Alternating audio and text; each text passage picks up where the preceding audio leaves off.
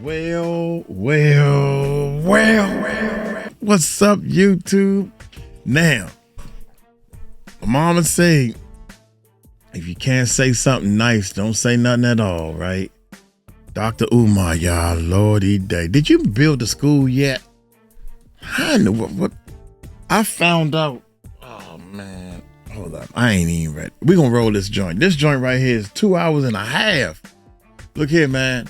I'm going to have to take some breaks and go use the bathroom. This is April. My birthday is April 30th, y'all. I'll be 60 years old. So y'all hit that subscribe button. Hit that bell. We're going to have to call security on this dude, man. Did you open up that school? What's going on with the schools? This man by far got millions of dollars in donations, man, for a school that he never opened. I couldn't do it, man. I could not. I'm sorry, man. I want mine the right way. I want mine the honest way. I've been working on my YouTube course. I got 3 more videos to edit, and then the course is 100% complete. I got people in the course. They starting. People liking the course. I'm showing you slowly, step by step, what to do, what you don't need, all the bullshit. That way you don't end up like this dude, man. That's real talk, man. I don't care what anybody say. That's a shame. Y'all hit that subscribe button, hit that bell, man. Become a Patreon. Shout out to my enders and shout out to a Patreon. We got some new stuff for the Patreons, man. Hit that subscribe button, hit that bell. Let's check this bad boy out. I'm gonna rock without the headphones on. It's gonna be 2 hours. Welcome back, my guy. Peace and Pan-Africanism. Happy spring equinox. Oh my God. All is good. Yes, indeed, man. Yes, indeed. We got a lot to get into, man. It's a lot going on right now that I want to talk to you about. I guess we could start with Bill Cosby. You heard about his situation? The woman coming out accusing him of assault, and she just got awarded $19.2 million. You heard about that? Yes, I did. Bill? Yes, I did. And before I get into the Bill Cosby lawsuit that was decided today by a civil jury in Los Angeles, I want to go back to the Cosby show itself, because I don't think Black America is clear on how strategic America is, the government, the power structure. I don't think we know how clever they are when it comes to socially engineering the society. And the reason I want to go back to the Cosby show is there is a direct relationship between the Cosby show, A Different World, the Chronic album, the Doggy Style album, the Rodney King verdict, and the Bill Clinton crime bill, which was the largest and most expansive crime law in American history. So let's go back to March 3rd, 1991. On March 3rd, 1991, Rodney King is basically stomped out. Okay. Primarily by 4 police. We all saw it all over the television. Spike Lee used it as the introduction to his movie about Malcolm X. So it was all over the country. It was seen all over the world. A defenseless, possibly inebriated Rodney King just being beat like an animal by these 4 police. That was March 3rd, 1991.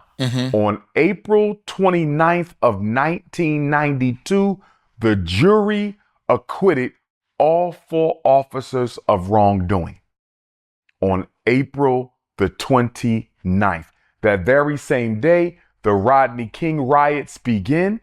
These are the most far-reaching riots in Los Angeles since the Watts riots of the 1960s. The very next day, not next week, not next month, not next year, the very next day after the Rodney King verdict was issued, followed by the Rodney King riots on April the 30th. So the verdict and the riots are on the 29th of April. On April the 30th of 1992, the Cosby Show would play its last episode and it would be snatched off of television. I am of the opinion that the reason the Cosby Show had to be removed from television is it was too strong of a symbol and an image of Black excellence, of Black family, of Black progress. So they had to remove it. Why? Because number one, Bill Clinton and George H.W. Bush, who was the president at the time, going up against Clinton, hoping for a second term in the White House. Both of them are running on a platform of getting tough on crime. Whenever America talks about getting tough on crime, they're talking about getting tough on Black people. So they're both running on this platform of getting tough. Oh my God. I can't stop it too much, man. Y'all know y'all got to take this with a grain of salt. Nah, getting tough on crime. There's a lot of what you call it, skinheads. There's a lot of I don't want to just say white people. Well, it is. Hell, everybody know white people, man. It's bullshit, bullshit. Spanish people, Spanish gangs in the jails, white people in the jails. All the races. Why we just can't stick to the point at hand? America talks about getting tough on crime. Getting tough on crime. Getting tough on Black people. So they're both running on this platform of getting tough on crime. In fact, during the campaign, Bill Clinton flies back to Arkansas to oversee the execution of a mentally ill Black man who I believe had committed a capital crime. But because he was mentally ill, he should have been judged incompetent to stand trial. That was not the case. Bill Clinton flew back to oversee his unjustifiable execution because he wanted to show white America that although I am a Democrat, I can be tough on Black people too. So both President George H.W. Bush and Governor of Arkansas, Bill Clinton, they were both running under a good tough on Black people campaign. So the Cosby Show had to go because it was contradicting the image of the Black man and the Black woman as a criminal. Now, here's where it gets interesting, Art. So the Cosby Show gets pulled the day after the Rodney King verdict, the day after the Rodney King riots begin. Bill Clinton is elected November the 3rd of 1992. Bill Clinton becomes president of the United States of America. 5 weeks later, December the 15th, Dr. Dre drops the Chronic album. Okay. It shoots to third place on the Billboard, certified triple platinum. I'm not going to make Dr. Dre a scapegoat for the Bill Clinton crime bill being passed, but it certainly helped it out. Without the Cosby Show there to balance out the negativity with the positivity, the Chronic album really helped Bill Clinton to sell his crime bill to the U.S. Congress.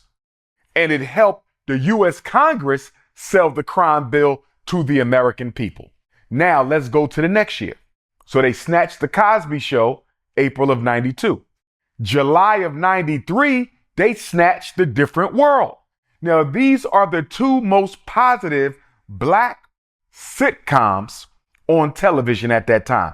And you could argue the two most positive Black miniseries in American history, at least recent history. You have a strong Black family with a mother and father. One is a doctor, one is a lawyer. The children are all positive, progressive, academically excelling. Nobody's thugged out. And then you got A Different World, life on an HBCU campus, young Black students loving college, planning for their future. The Cosby Show and A Different World really had us in a positive light, Art. And in order for them to justify that upcoming crime bill, it had to go. So July of 93, A Different World gets pulled off of television. And let me also say, for the benefit of the audience,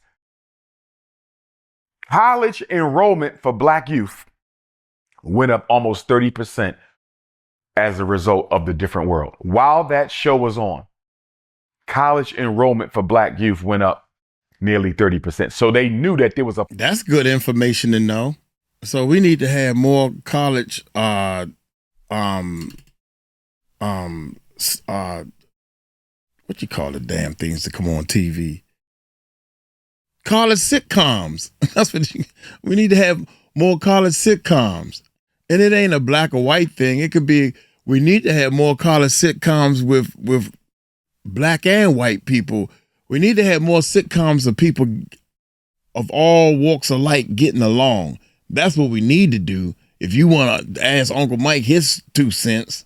A positive impact that both the Cosby Show and the Different World was having on Black America. But it didn't fit the agenda for the Bill Clinton crime bill and therefore the mass incarceration of black men and black women. Remember, we're dealing with crack hit the 80s. Crack is still a big thing in the 90s. AIDS hit. And now Bill Clinton has come to save the day with this omnibus crime bill, which he had to deliver on because he promised the American people he's going to get tough on crime. And crime is always black in white America. So Different World gets pulled in July. Bill Clinton's crime bill gets introduced October 26, 1993. So only a few months after they pull a Different World. So the Cosby Show is going, Different World is going. Dr. Dre's Chronic is all black America is listening to, not even realizing that the Bill Clinton crime bill is about to get introduced October 26, 1993. And all they hear is the Chronic whenever they turn on black radio. Now, the crime bill gets introduced in October 93. Doggy Style drops November of 93. Doggy Style, #1 on the Billboard, certified quadruple platinum, and it's the fastest selling rap album to date. At that time, Snoop Dogg's album was the fastest selling hip hop album of all time at that time to date. So now you not only got the Chronic, you also got Doggy Style, and you don't have the Cosby Show or the Different World to counteract the negativity. In less than a year after Snoop Dogg drops Doggy Style, the Bill Clinton crime bill passes Congress. He signs it less than a year after the Doggy Style album in September of 94. Now, Art, this Bill Clinton crime bill not only gave us mandatory minimum sentencing for nonviolent drug crimes, something we never saw before in American history. You never had mandatory minimum sentencing for drug crimes. In fact, you never really had it for a nonviolent crime at all. 3 strikes and you out. You could go to jail for the rest of your life if you get 3 felonies. That was unprecedented. Not only that, $10 billion for new prisons. Let me say that again. $10 billion for new prisons. Money for 100,000 new police, Art. They put 100,000 new police on the streets. The whole bill was about $30 billion to lock up black people. $30 billion. And man, you can take anything, and make it into something. Like they put on a lead guitar, they put 6 strings on the lead guitar, but on the bass, they only put 4 strings on the bass guitar. Why? Because, see, 6 strings would bring more of a high-pitched sound than the 4. Man, get out of here with that stuff, man. Every time I look, you got something. Because the Bill Cosby Show ended or Different World ended, maybe it was time for them to end, man. They shot a lot of series. Let me see how many series they had. And they used the Rodney King riot with Dre's Chronic, with Snoop's Doggy Style, pulled off Different World, pulled off Cosby Show to do it. And let me say, I supported the Rodney King riot because what they did to Rodney King was wrong. And when you hurt one of us, you hurt all of us. So I believe the Rodney King riot was absolutely justified. And as I've said before, OJ Simpson, rest in peace, he owes the brothers and sisters who participated in the Rodney King riot a big thank you. Because if it wasn't for the Rodney King riot, OJ Simpson would have never got off. OJ Simpson got off because Los Angeles could not afford to burn again, Art. They could not afford to burn again. Remember, the OJ Simpson trial is only 2 years after the Rodney King riot. they were still rebuilding Los Angeles when Rodney King got stomped out by those 4 racist police. If they would have convicted OJ, Los Angeles may have burned again. That is 2 complete destructions of a major city in a 3-year period. America couldn't allow it to happen. That's why OJ got off. Oh my God, man. All right. A Different World aired for 6 seasons. How long do you think a freaking sitcom is supposed to last? That's great. 6 seasons is great. They ran 144 episodes, y'all. 144 episodes. 6 seasons. That means it ran for 6 years. That's a long time for an episode. The people growing up, they moving into bigger and better things. They don't even look like college students no more. What the heck is you talking about? This old man, yeah, I'm going to go to class. Like me, I'm 60. Well, time for class. Come on, man. All you got to do is... Bullshit. Let's continue. So, not only was it 100,000 new cops, not only was it $10 billion for prisons, they expanded the death penalty, Art, to include 60 new crimes. Not 6, 60. You could now be executed. Your life could now be taken from you for 60 new additional reasons that previously did not exist. And we are still suffering the aftershock of that bill, Clinton crime bill. So I just want us to be clear, Art. The reason I'm bringing this up is I don't think we recognize how the degeneracy in our culture, okay? Sometimes we don't recognize how the way we present ourselves on social media. We don't recognize the impact that movies and television and radio and media has on how people see us and how that in turn empowers the government to undermine and work against us. Don't get me wrong, Art. The Bill Clinton crime bill, which was the largest crime bill in American history, may have still passed Congress with or without the Chronic and Doggy Style albums. I want to be clear. It may have still passed Congress, but guess what? The Chronic and Doggy Style made it easier because now you had the videos and the lyrics and the music to go along with the narrative in Congress in Washington, D.C., that these people are nothing but criminals. It played to the narrative. Now, Bill Cosby today, March 23rd, 2026, Bill Cosby was sued once again. The lawsuit was entered in 2023. So the lawsuit was 3 years ago. The verdict was today, and it was a civil suit. There's an old white woman who claims Bill Cosby gave her 2 pills, drugged her with 2 white pills, and she was a waitress at a restaurant. She was not a celebrity. She was just a waitress. But she claims Bill Cosby gave her 2 pills. I believe they knocked her out. She alleges sexual assault. The problem with the case, and I don't trivialize violence against women, as I've said before. I don't care if they black, white, red, green, or purple. No man has the right to take advantage of a female. The problem I'm having with this, Art, is it happened 54 years ago in 1972.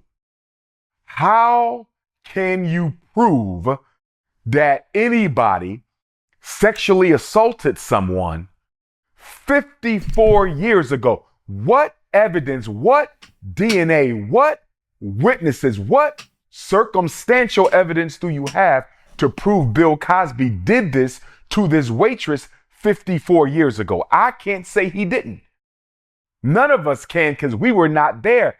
Our question is, as it relates to justice, how can you prove that he did this 54 years ago? And then the other question is, from a white privilege standpoint, Art, why did this woman wait 51 years? Because her lawsuit was 3 years ago. So she waited a half a century plus 1. She waited a half a century plus 1 year to file a civil suit when she could have had Bill Cosby locked up and put under a jail back when this happened. Now, I understand trauma. I'm trained in psychology.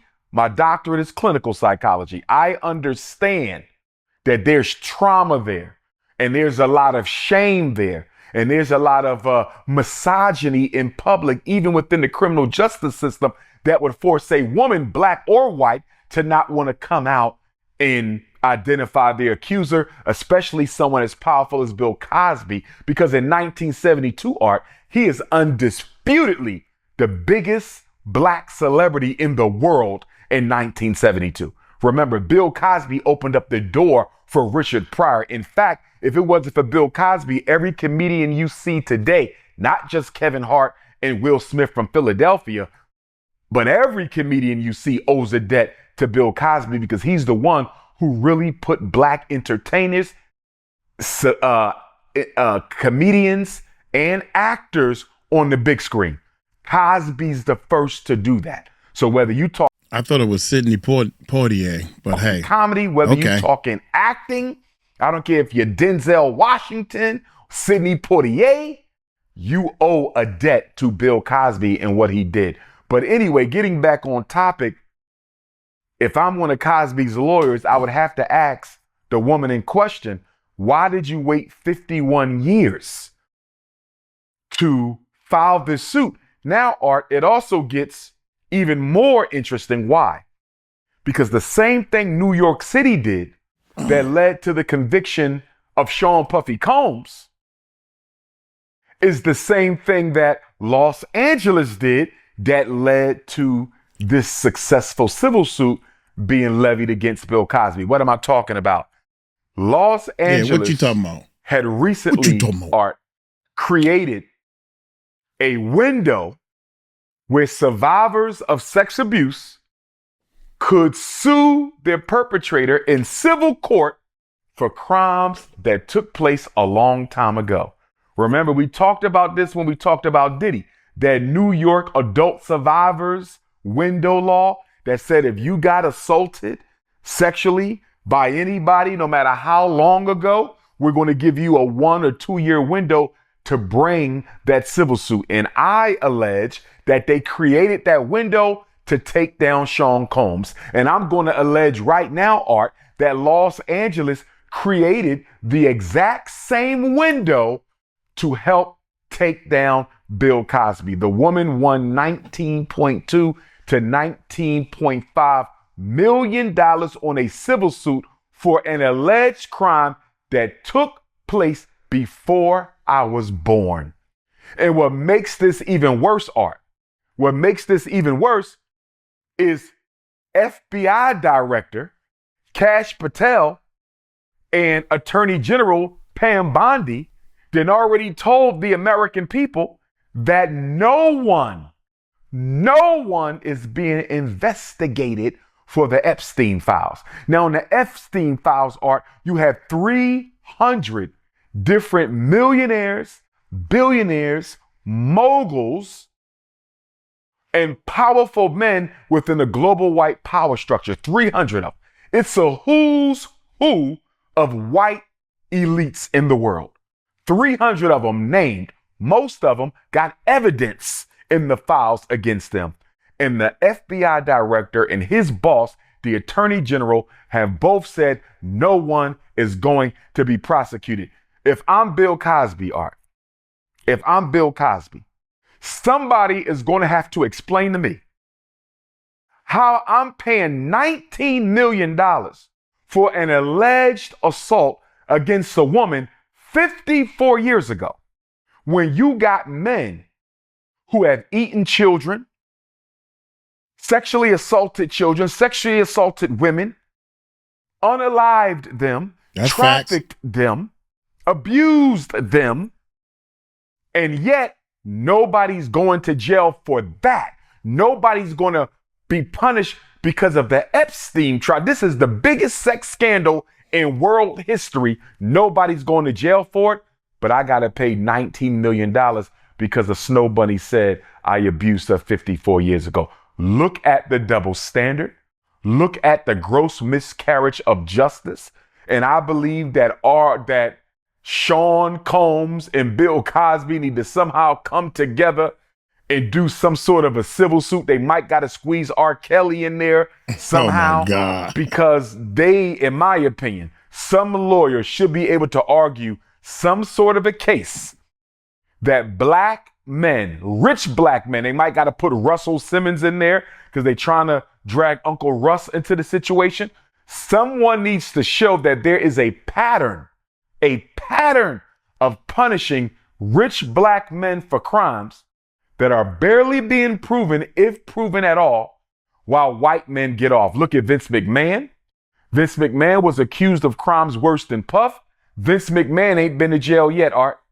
He ain't been to jail yet. You know why? Because him and his wife gave Donald Trump a $25 million campaign contribution year before last. And he had more egregious crimes than Puff. And who else? Mike Jeffries, who was arrested the same month Puff was arrested. Mike Jeffries of Abercrombie and Fitch, he has 16 counts against him.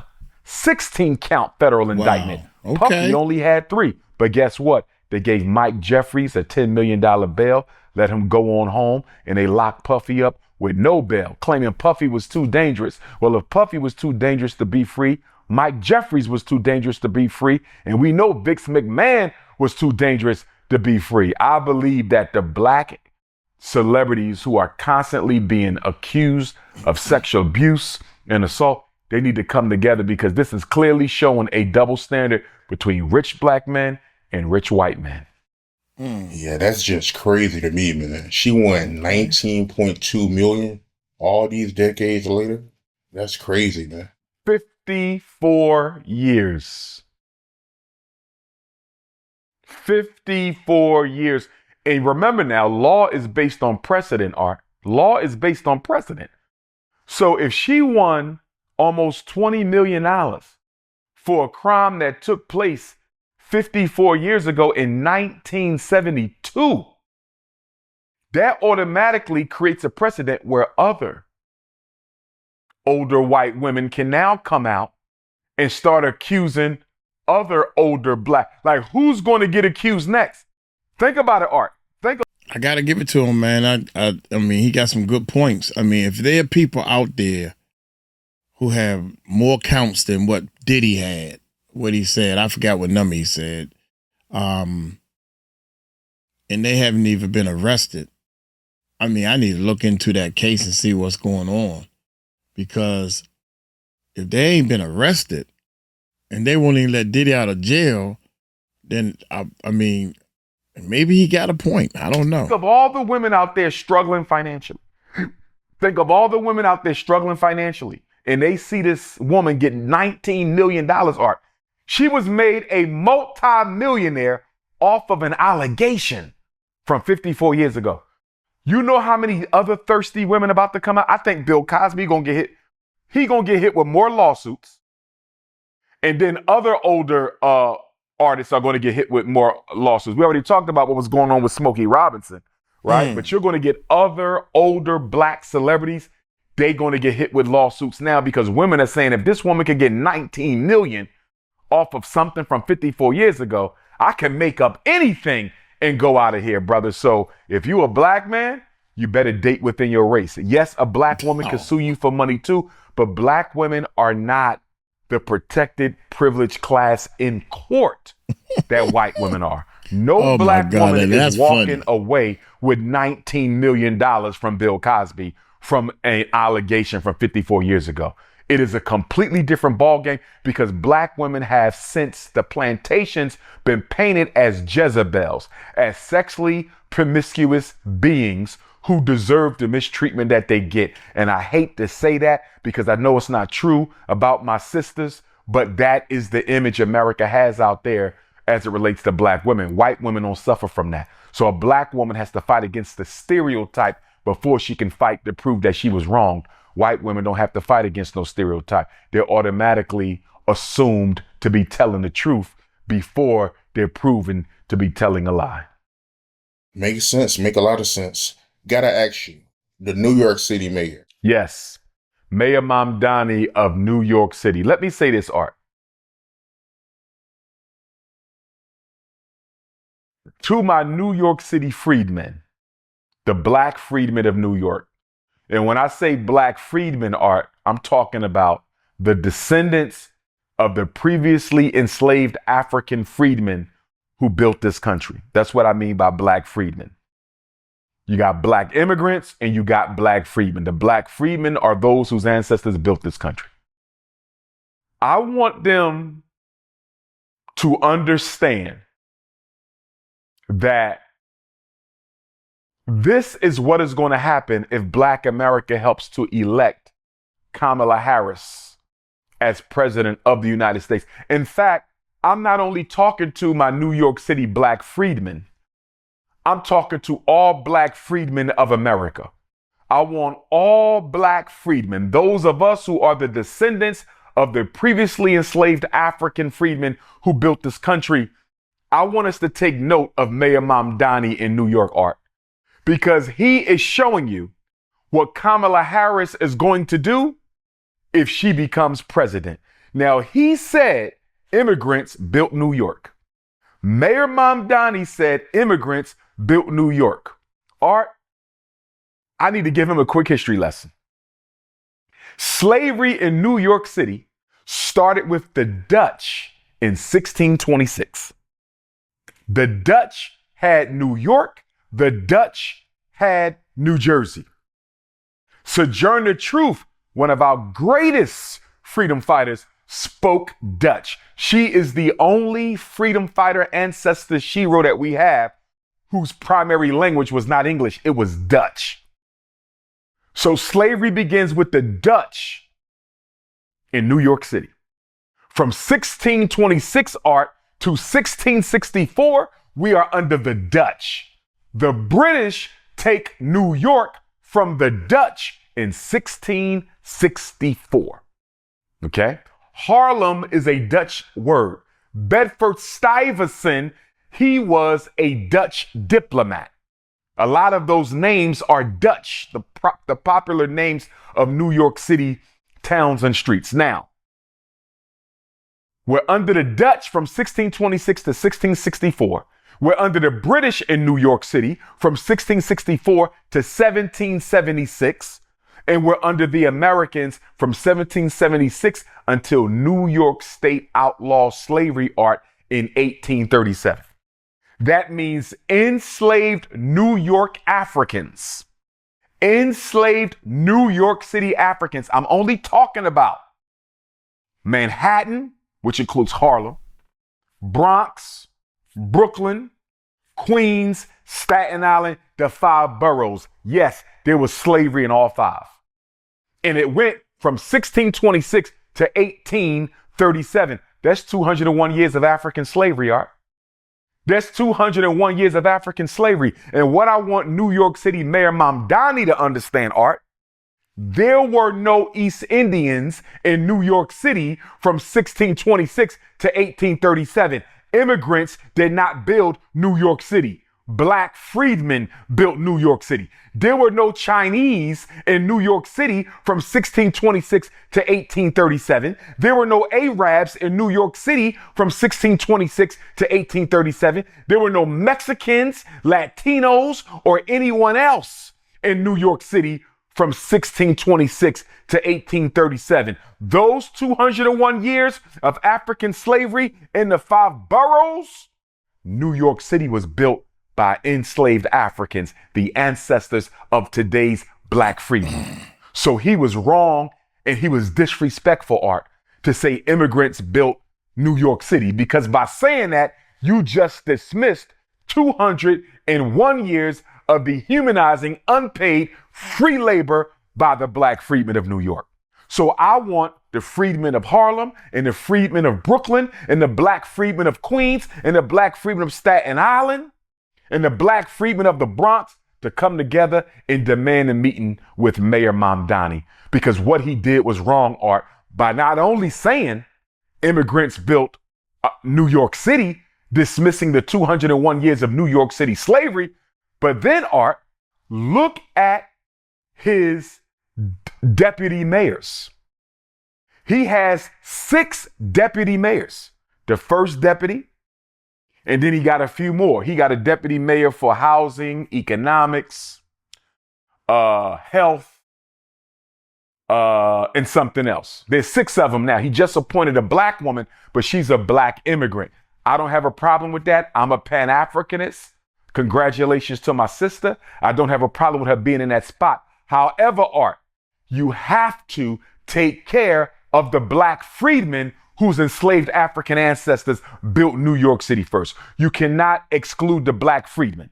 So, Art, these 6 deputy mayors he has, and the last one he just added, and I know he did that to try to appease New York, but he did not appoint a black freedman to one of the deputy mayor spots. He has a Chinese deputy mayor, Art. He has an Iranian deputy mayor, Art. He has a Lebanese deputy mayor, Art. He has a Latino deputy mayor. One of them, I couldn't make out the race. But here's the thing, Art.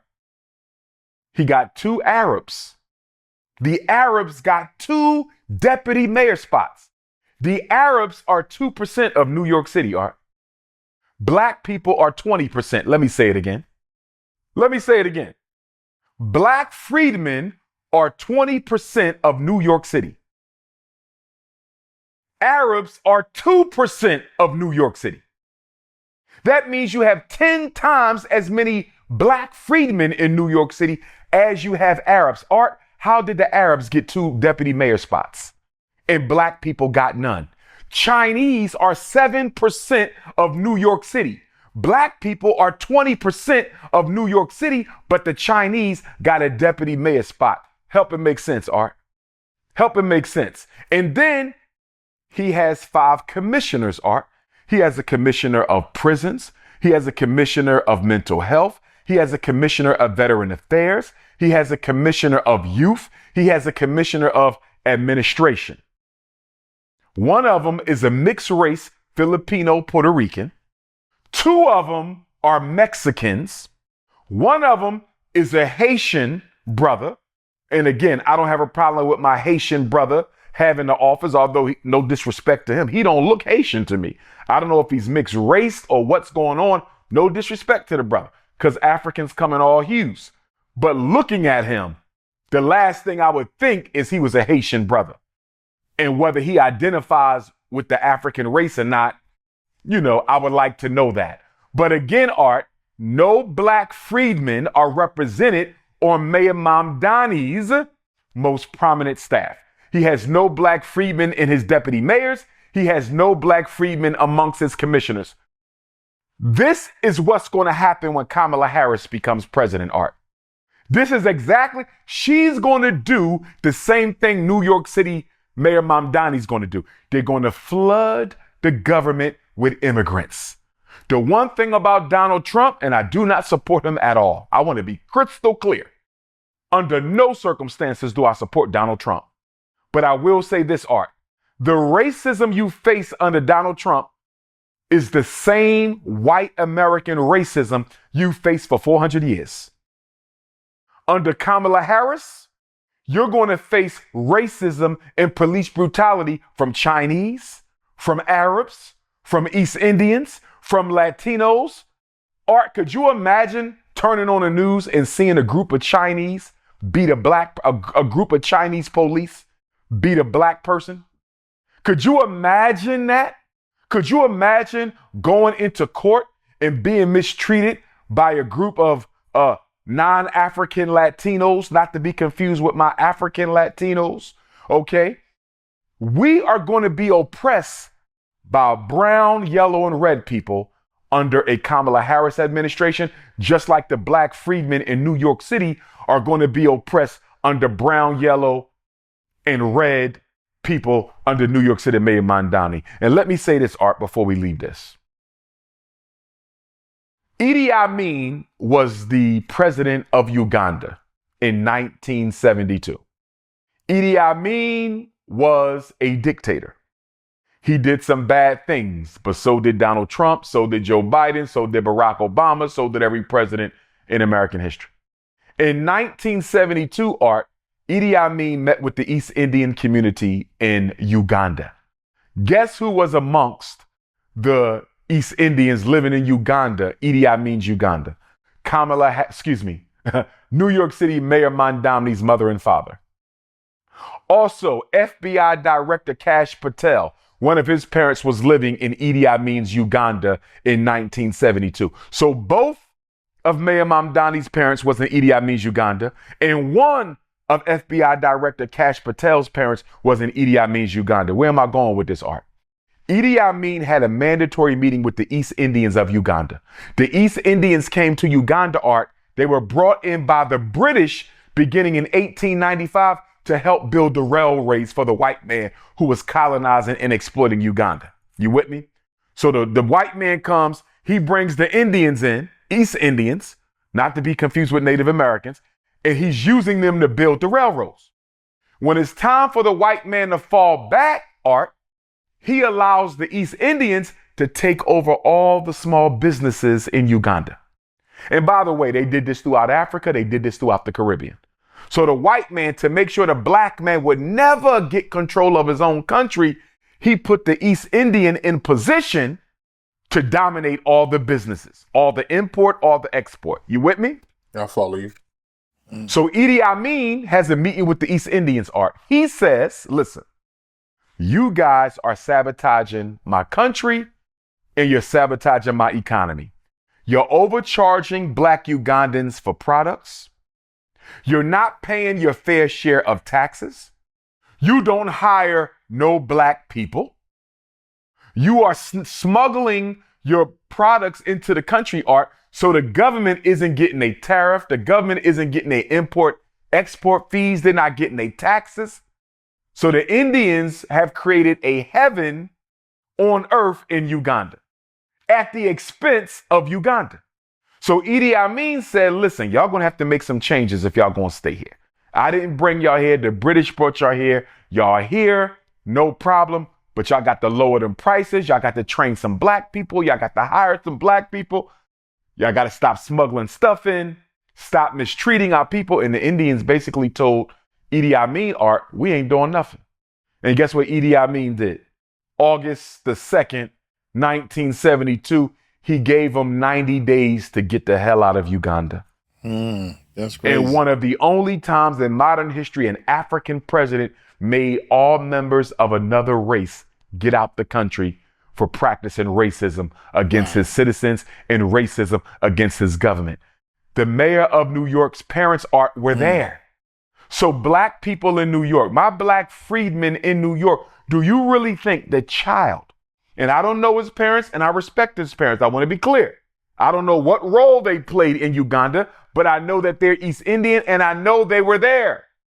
So Art, how can we be so naive as to think the child of East Indian parents who had to be put out of Uganda for mistreating black Ugandans is somehow going to treat black New Yorkers fairly? Look at this, Art.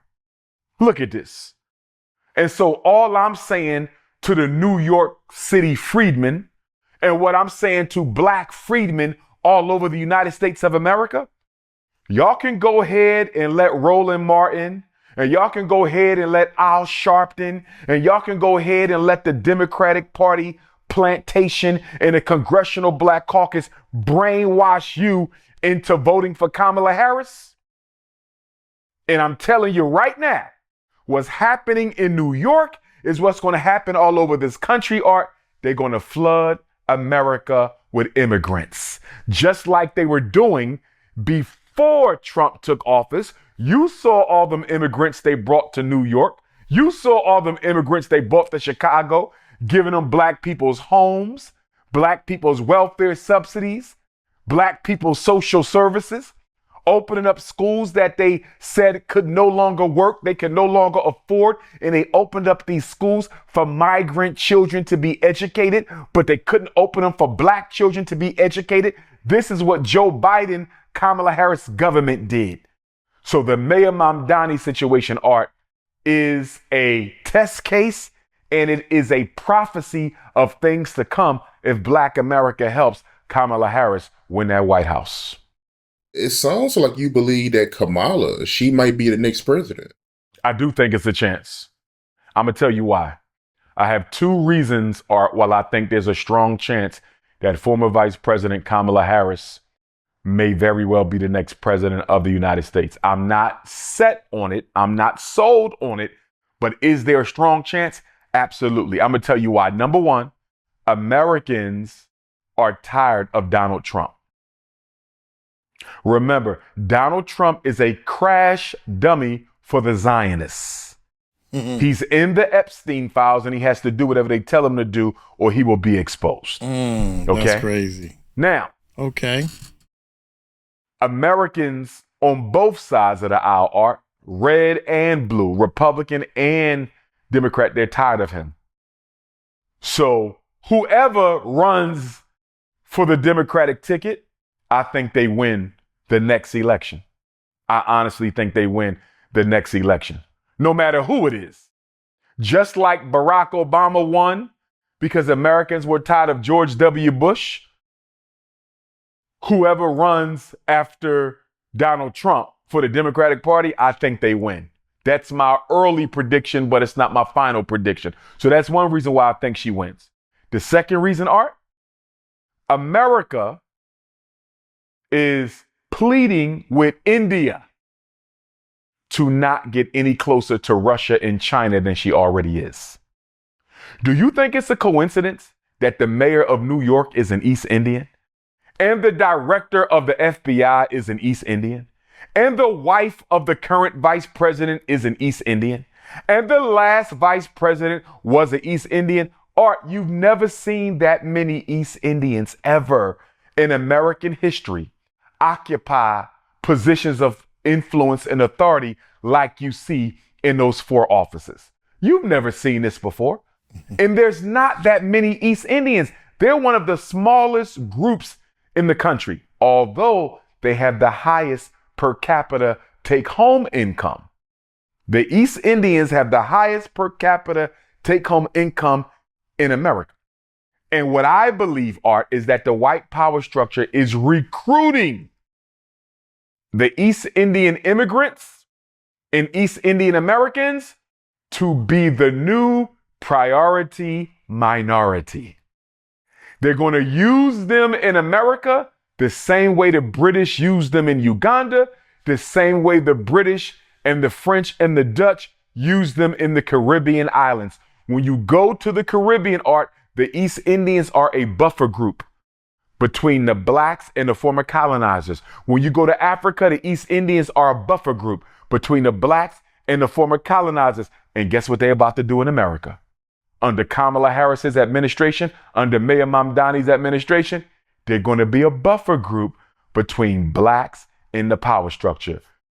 History is repeating itself. Global black history is repeating itself in America, Art. But because we don't study global black history, because most of us are not Pan-Africanists, we don't even see the writing on the wall. We don't even see that America is about to use East Indians to replace and control black people. You see it in New York City right now, and you're going to see it if Kamala Harris gets elected. And why? Because they don't have enough white people to begin with. The population declined. They need someone to substitute that. There's not enough East Indians to substitute that, so they're going to have to still use another probationary white group. But the bigger reason is America is trying to improve its diplomatic relationship with India because America cannot afford for India to get any closer to Russia and China than she already is, being a part of the BRICS Federation. Gotta ask you, I don't know if you've been seeing this online, but Tina Knowles, Beyonce mom, a lot of people been complaining about her gumbo, even to the point where they shut her down for a day. You been seeing this? Yes, indeed. Yes, indeed. Dang, man. Everybody talking about your gumbo, girl. Why in the world did you jump out there and do this gumbo? Y'all into music and entertainment, man. You're not into food, girl. Here we go. First of all, I'm a big Beyonce fan. I think Beyonce is a conscious sister. I do think she's going to do a lot more for black freedmen in this country after she retires, which she ain't retiring anytime soon, but I love her music. I love her. I'm a Beyonce fan. I just pray for the day that one day she starts wearing her natural hair. That's the only thing I want for Beyonce is to get rid of that blonde hair. But I'm a Beyonce fan. I respect her mother, Queen Mother Tina Knowles. Now, this whole situation with Mama Knowles' gumbo art is being blown out of proportion by black people who are jealous of Beyonce and white folks who are jealous of Beyonce. So her mother was selling her gumbo art. It was a 3-week rodeo event, I believe it is. Some sort of a Western sports thing. I think it's a rodeo in Houston. I believe it was from March 2nd to March 22nd. I think it ended yesterday or something like that. But it was 3 weeks.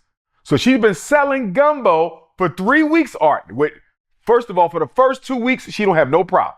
So from March 2nd to March 16th, 2 weeks of selling her gumbo, Queen Mother Tina Knowles don't have a problem in the world. All of a sudden, on the 16th, somebody decides to report her to the health authority.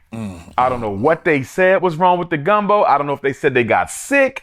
I don't know if they said the ingredients were stale, outdated. I have no idea. But for Art, if something is wrong with the food you selling, if something is wrong with Queen Mother Tina Knowles' gumbo, why did it take 2 weeks for somebody to say something about it? I believe somebody hated on the elder for being so successful with her gumbo because they said she was selling out. So for 2 weeks, she's selling out.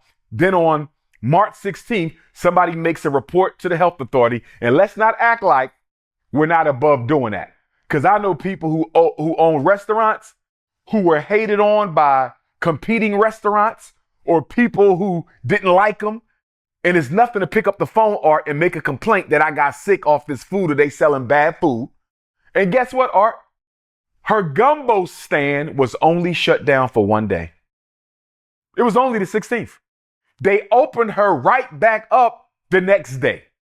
So if there was anything wrong with Mama Knowles' gumbo, Art, why was she allowed to sell it for 20 of 21 days? Why was she only shut down for 1 day? I think it was a hoax. I think it was a scam. And I think somebody was hating on her and her daughter. And when I get to Houston, because Houston is a Dr. Umar city, when I get to Houston, I want to find Mama Knowles and I want some gumbo. So to my Houston Africans out there, somebody let Beyonce mom know that Dr. Umar, the Prince of Pan-Africanism, when he comes to Houston, he wants some of Mama Knowles' gumbo. I'm going to eat some on video and let everybody know there's nothing wrong with Tina Knowles' gumbo. Sound like he kissing some butt to me. Sound like you trying to get on somebody's bandwagon. Oh, that's good. Dr. Umar wants some of my gumbos.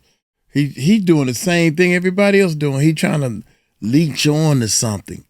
If I can get some of her gumbo, then I can be down with that clique. Or if she say something about me, then my clique will get bigger. Come on, dog. You playing a role. Don't think he not. Don't think he not. That's all. She was enjoying herself, man.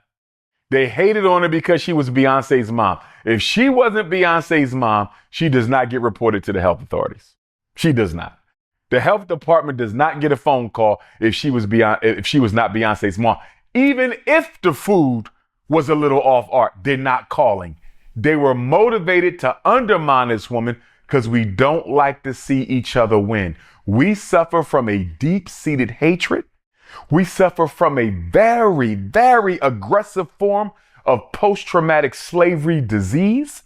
And if we as African people in America, the descendants of the enslaved freedmen who built this country, if we as black freedmen in America don't get our act together, Art, we are going to be annihilated. We're going to be annihilated because we are not doing anything collectively with our money to transform our condition. If we are, let me know what that is, because I'm not aware of any group of black freedmen in this country that is using their money to build relevant institutions and systems for the people. You do have a few. So let me give a couple of exceptions. There's a few groups out there that bought some land and they're trying to build some communities. So I want to excuse them from that comment. but you're only talking about no more than 5. No more than 5 out of 50 million Africans are. So we are behind the 8 ball. We are comfortable being behind the 8 ball. We rather sit around begging for reparations. We rather sit around waiting to vote. We rather sit around waiting on the government instead of using our money to save ourselves. The Honorable Marcus Garvey is turning in his grave. All the American fathers of Pan-Africanism, Henry Highland Garnett, Alexander Crummell, Bishop Henry McNeill Turner, Martin Delany, all of them are turning over in their grave because the self-determination that they taught us, the self-determination that they exemplified for us, we have lost it. Black people do not believe in collective self-determination, especially when it involves our money. But how you think that makes Beyonce feel, though? Because, I mean, you brought it up earlier, how you want to see her help black people more, but you don't think this turns her off? I mean, seeing how they did her mom? Well, remember, that was only, I hear what you're saying, but I think Beyonce is mature enough to understand that that was only a select group of black people. You feel me? It was just those who attended that event. It wasn't the whole Black Houston. It wasn't the whole Texas. It wasn't the whole South. Even though it was a jam-packed event, you're talking about 50 million American Africans, 50 million black freedmen. I don't think Beyonce punishes the entire black community for the actions of a few. Speaking of Beyonce, how you feel about all these people that's coming at Jay? Okay. Initially, I kind of understood it when he was named. When he was named, unjustifiably named. Jay-Z was unjustifiably named in the Epstein file because of a random police report that was made against him that has been unsubstantiated and without evidence. And the way in which they clumped the Epstein files in with other FBI leads in reports, it made it look like Jay-Z was part of the Epstein files. So that was wrong. And I think the government did it on purpose to try to take some of the heat off of the 300 millionaire billionaires that are caught up in the Epstein scandal. So initially, Art, understanding black people like to react before we reason. We love to react before we reason. So initially I said, okay, black folks are already jumping on Jay-Z, not even knowing the whole story. But once it was clarified by the FBI that there were random, non-related, unsubstantiated, uninvestigated reports to the FBI involving celebrities that had nothing to do with the Epstein trial or file, I thought black people would have left the brother alone, and they didn't. I just think people are jealous of Jay-Z and Beyonce because they've been winning for so long. Okay. Don't get me wrong. Jay-Z needs to start thinking about what legacy he wants to leave within the black community beyond music. Because for him to be the richest musician in the world, I believe, black or white, I believe he's the richest musician in the world, black or white, he needs to leave a legacy. So whether he's going to open a college, a school, a bank, a hospital, a franchise of supermarkets, I hope he didn't say school. Did he say school? Open up a school? I know you ain't say school, so we're gonna keep going. Distribution network, some manufacturing plants to give us jobs and provide us with the resources we need. I don't know how Jay is going to handle this, but he's getting older. Although still a young man, he ain't going nowhere no time soon. But if he leaves this earth, and again, he ain't going nowhere no time soon, but if he leaves this earth having not done anything for black people except pay for some activists to get out of jail and pay for a couple documentaries to be made about the victims of police violence, that's not going to be enough. That's not, as a billionaire, you can't just pay for a few Black Lives Matter activists to get out of jail and pay for a couple of documentaries about unalived American Africans who were taken out by the police. That's not enough for a billionaire. But he's not alone, Art. Tyler Perry has to think about that legacy. Oprah has to think about that legacy. Rihanna, Kanye, Tiger Woods, now Dr. Dre, right? And given the role Dr. Dre played in Snoop, and I love them both, they my brothers, but given the role they played in helping that Bill Clinton crime bill get passed with the Chronic and Doggy Style album coming out right around the time that the crime bill floating through Congress, they owe some reparations anyway. I think all rappers owe reparations to the black community. Let me just say that, Art.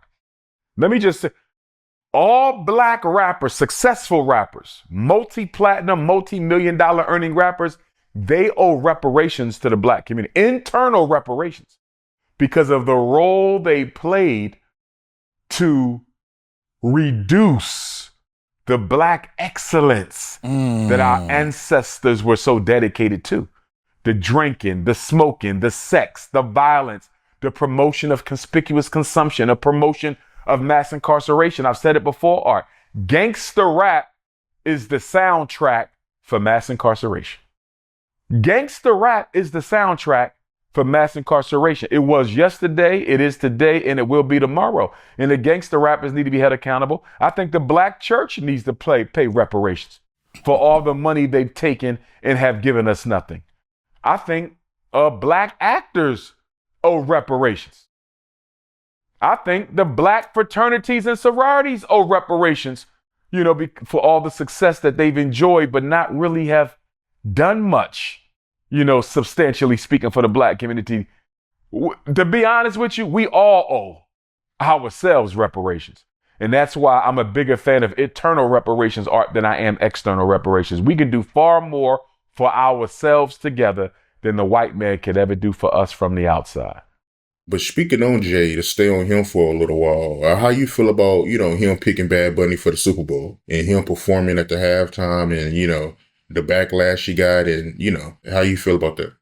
In my opinion, Art, I do not think Bad Bunny's selection as the last Super Bowl's halftime performer was a Jay-Z decision. I don't.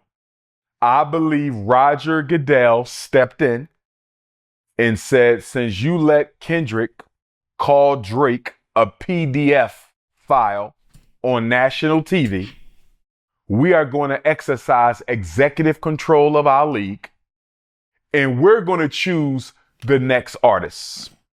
And we're going to deliberately choose somebody that doesn't fit the typical Jay-Z R&B hip hop selection. And I believe the Bad Bunny selection, Art, was partially influenced by Donald Trump's Latin American agenda. You're not going to tell me that Cuba is without electric and fuel because Donald Trump kidnapped the president of Venezuela, and Venezuela was one of Cuba's main trading partners, Art. So now that Trump then took over Venezuela, he's now sabotaging Cuba. And I believe America, Art, and I hate to say this because I know the Cuban people are a proud people. I'm 1/8 Cuban. One of my great-great-grandparents was a Cuban. My great-grandfather Cicero. Okay. And I hate to say this, but if Cuba does not get it together, Art, Cuba will be a colony of the United States of America. Remember, this not only goes back to former President John F. Kennedy. This goes back to one of the presidents during slavery who right after slavery, maybe during Reconstruction, or one of the presidents of the United States tried to buy Cuba for the United States. I don't know if you know this. They offered a cash purchase. Yes, one of the presidents of the United States offered a cash purchase for Cuba. America has always wanted Cuba, but they can never get it under Castro.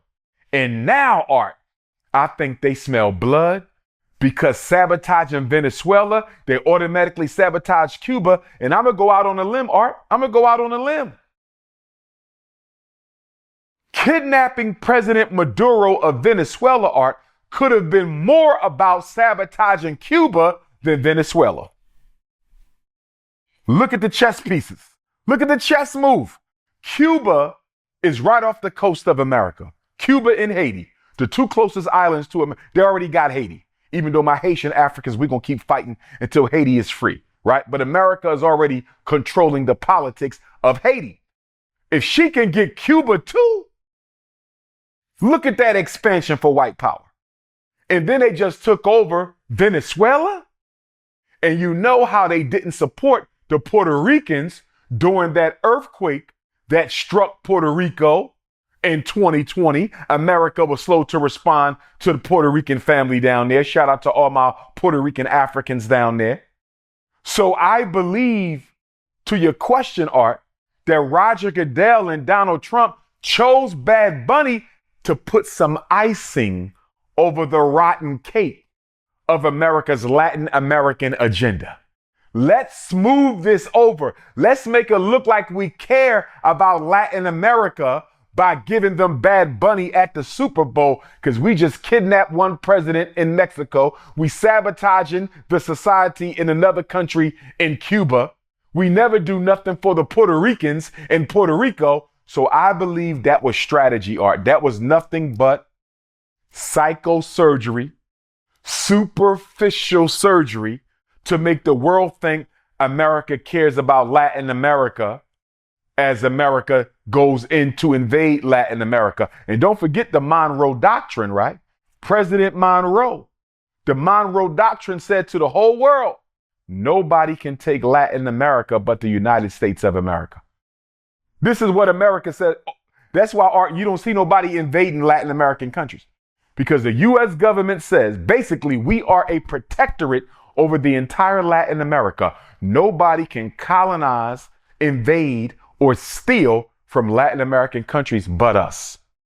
So Bad Bunny's performance was supposed to smooth over the public relations nightmare that America's name is receiving in Latin America. But let me say this, Art. Let me say this. A lot of people took issue with Bad Bunny's performance. I did not. I supported it. Even black people was complaining that he performed in Spanish. So what? The United States of America has never had an official language, Art, until Donald Trump made English the official language not that long ago. English doesn't become the official language of the United States until Donald Trump. So if this country... Who cares if it's an official language? It's been our language. Everybody that's born here speaks English. I don't care why I gotta be official. Why everything gotta be so official and so this, that, and the other thing? Man, the average person that watched Super Bowl, the football period, they speak English.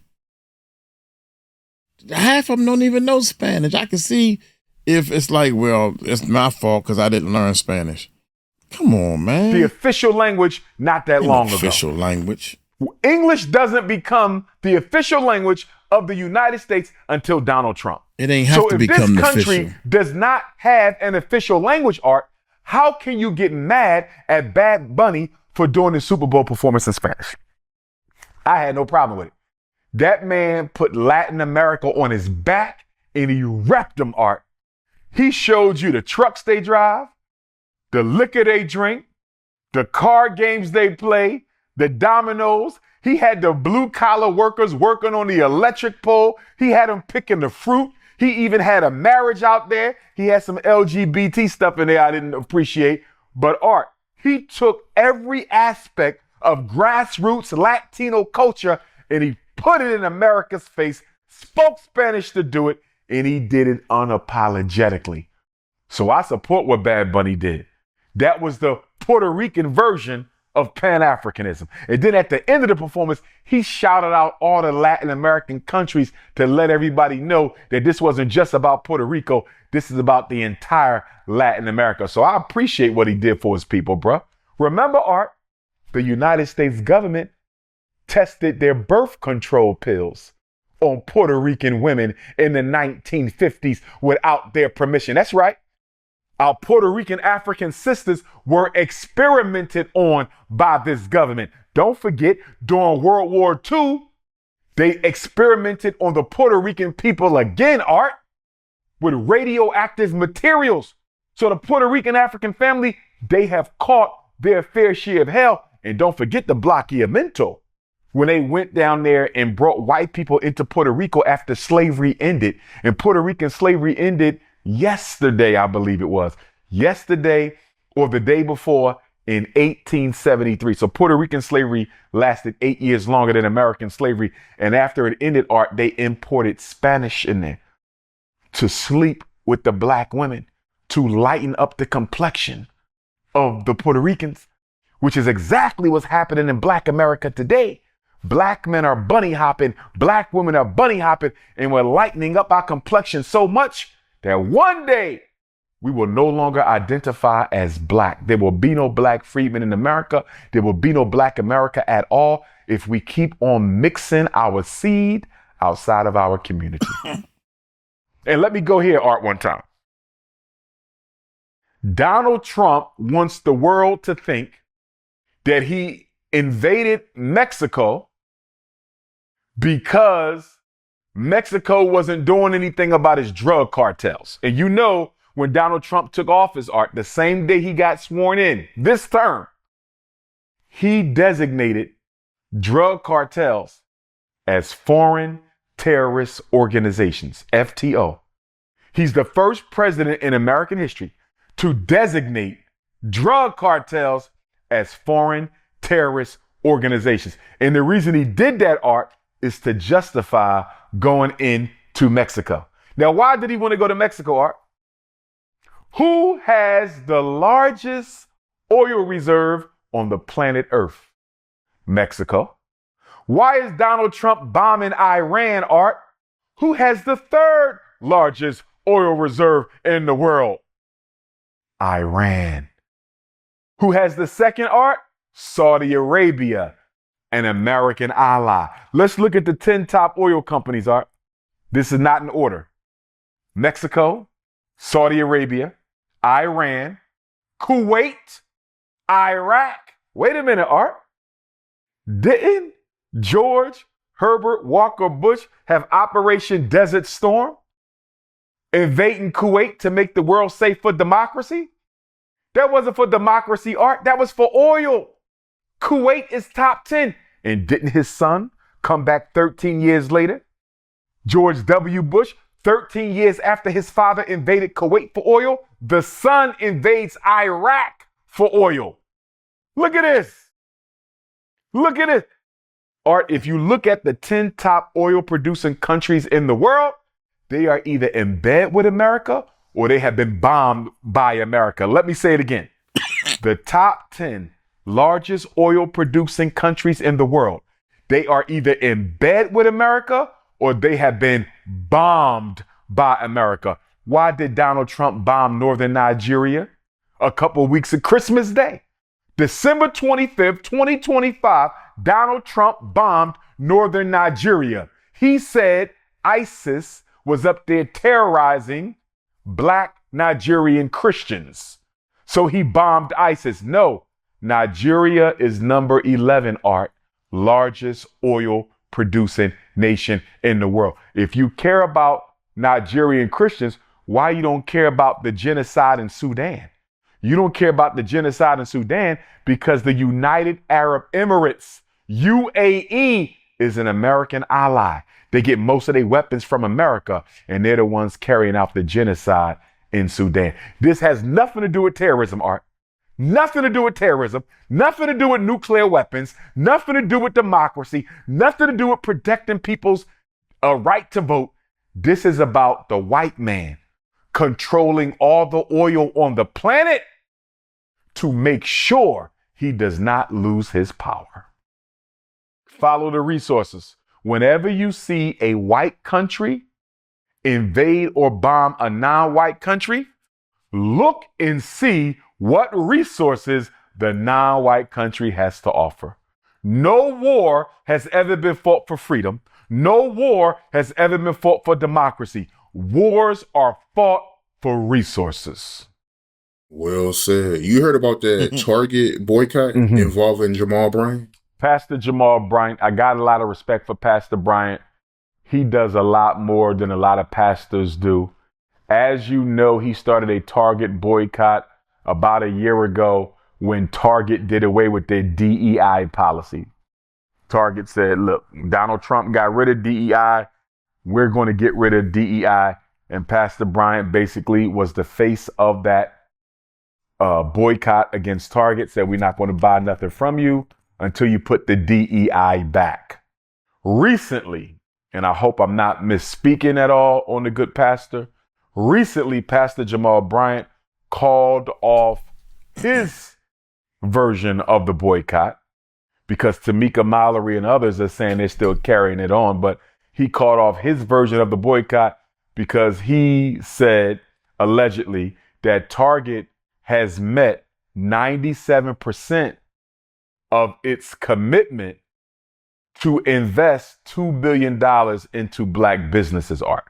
So somehow it went from DEI to we're going to invest $2 billion in Black business. And Pastor Bryant alleges that Target has met 97%, Art, of its $2 billion investment in Black business. Here would be my respectful question to my brother, Pastor Bryant, who I love and respect. How are we measuring Target's progress towards its $2 billion investment? I hate when you watching something and they come across a DEI. Is it DEI? Yeah, DEI. I ain't know what that was. What is DEI? He said it twice and he didn't explain what it was. So I looked it up. As of early 2026, Target forces ongoing boycott. Target forces ongoing boycott for rolling back its diversity, equality, and inclusion, DEI comments. So then it said, what is DEI? DEI stands for diversity, equity, and inclusion. It is a set of workspace policies. Basically, here we go. Because, Art, the boycott is only a year old, I believe. I know we're not thinking that Target has spent $2 billion on Black businesses in a year. That's impossible. I'm almost certain that hasn't happened. So Pastor Bryant, he's articulate. I'm sure he can explain this. I'm going to give him the benefit of the doubt, Art, until I see some clear evidence that he's not being honest with Black freedmen in this country, but on the surface, though, I think it's important that we stick to the pledge and the promise when we boycott white industry so as to not confuse the people. If DEI is what we're fighting for, we should probably stick to that. I do appreciate the $2 billion investment, but I'm going to need Pastor Jamal Bryant to show me how we measured and determined that Target has met 97% of its $2 billion commitment to Black business, because to me, that seems a bit aggressive.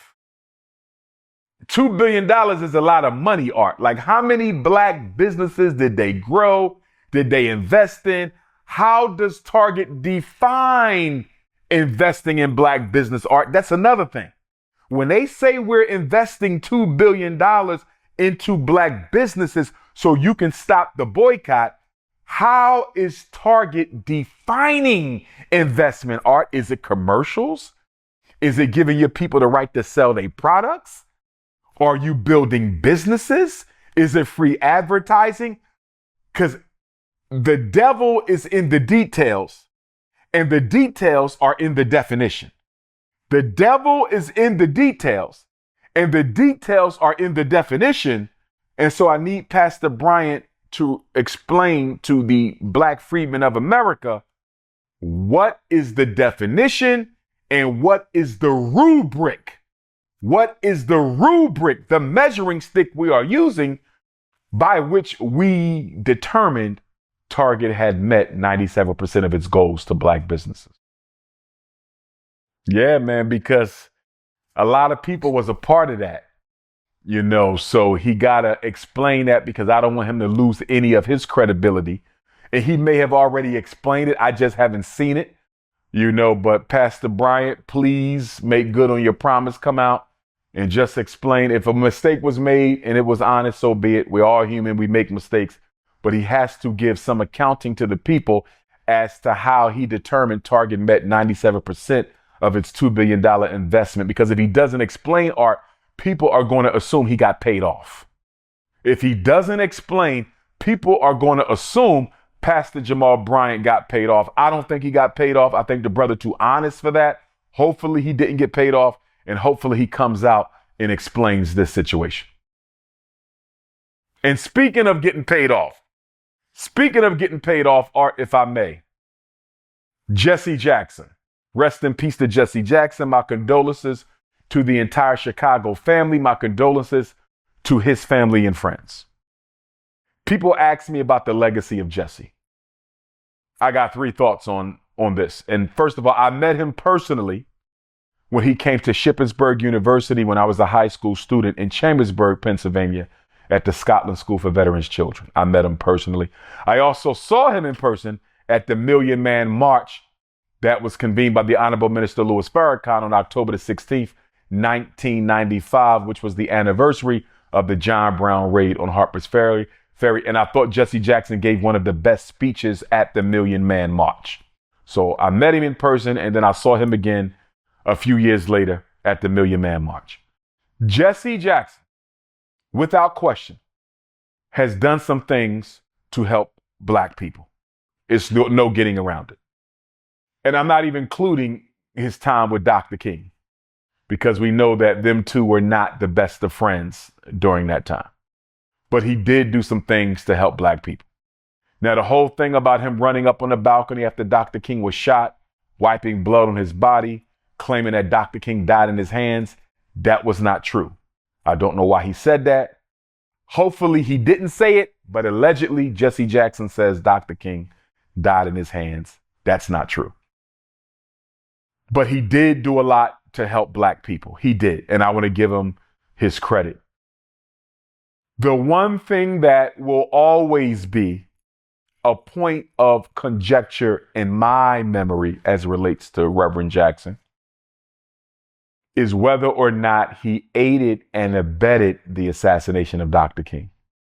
There is a book, Art, that you might want to read, and I have the audio book. And I do have a book club. I want all your viewers to know Dr. Umar has an online book club. And if they want to join it, they should send me a message. We're going to read the book. It's written by the Dr. King family attorney. His name is William Pepper. He wrote 3 books on the Dr. King assassination. This is the lawyer, Art, who sued the government on behalf of Queen Mother Coretta Scott King, rest in peace, and her children. And they won in court, Art. They proved they won. They proved that James Earl Ray did not kill Dr. King, that the Dr. King assassination was a conspiracy that was partly engineered and organized by the FBI. And he has a book. One of the books is called Orders to Kill. Another one is called The Plot to Kill Dr. King. You want to read that book. According to him, Art, according to William Pepper, Jesse Jackson may have provided intelligence about Dr. King that may have helped them carry out the execution. One of the things that people look to, and again, he's innocent until proven guilty. The ancestor, Jesse Jackson, is innocent. I want to say that respectfully for him and his family. He's innocent until proven guilty. But there was a group of community security, Art. So when I travel and speak, sometimes there'll be some brothers, they just volunteer to do my security because they love and support Dr. Umar. There was a group of community security in Memphis, Tennessee. I believe they were called the Invaders. They came to the hotel, Art, and they said, we are here to protect and defend Dr. King and Jesse Jackson.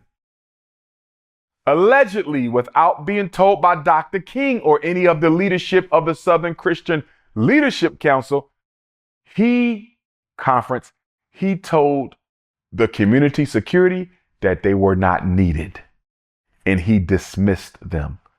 And some people question why Jesse Jackson dismissed the extra security. Also, the Green Berets of the U.S. Army, Art, were the backup shooters for the Dr. King assassination. Dr. King was executed by a sharpshooter for the Memphis Police Department. It was a police officer that executed Dr. King. He was a Memphis PD, and his name is mentioned in the book, right? But if he missed, Art, because you know the government don't leave nothing to chance. If he missed, the Green Berets were the backup shooters on the other roof, Art. And William Pepper interviewed some of the Green Berets for his book. And guess what they told him, Art? We were told, this is the Green Berets, we were told friendlies would not be wearing collars. They would not wear ties. Jesse Jackson wore a flat shirt like what I'm wearing now, Art. How did Jesse Jackson know not to wear a shirt and tie that day? What did the Green Beret say? We were told not to shoot anyone who did not have on a shirt and a tie. Jesse Jackson did not have on a shirt and a tie. How did he know not to wear a shirt and a tie? Again, Art, innocent until proven guilty. But after you read that book by William Pepper, The Plot to Kill Dr. King, you will have to come to your own decision. But because I respect ancestors so much, I have to give Jesse Jackson a cover of innocence until we get some more definitive proof, Art. Don't get me wrong. The proof is compelling, but it's not definitive. And until it's definitive, I cannot muddy the reputation and legacy of that ancestor. Yeah, I came across one video of a guy calling out Jesse Jackson and saying that he was jealous of Martin Luther King and he wanted to be him. And I want to say this gotta be the same guy you're referring to that called him out about lying about Martin Luther King dying in his arms. According to what I've read, I'm a voracious reader. According to what I read by those who served with King, Jesse Jackson felt, I don't want to say that he could have done a better job than Dr. King, but I think he wanted to be put out front with Dr. King.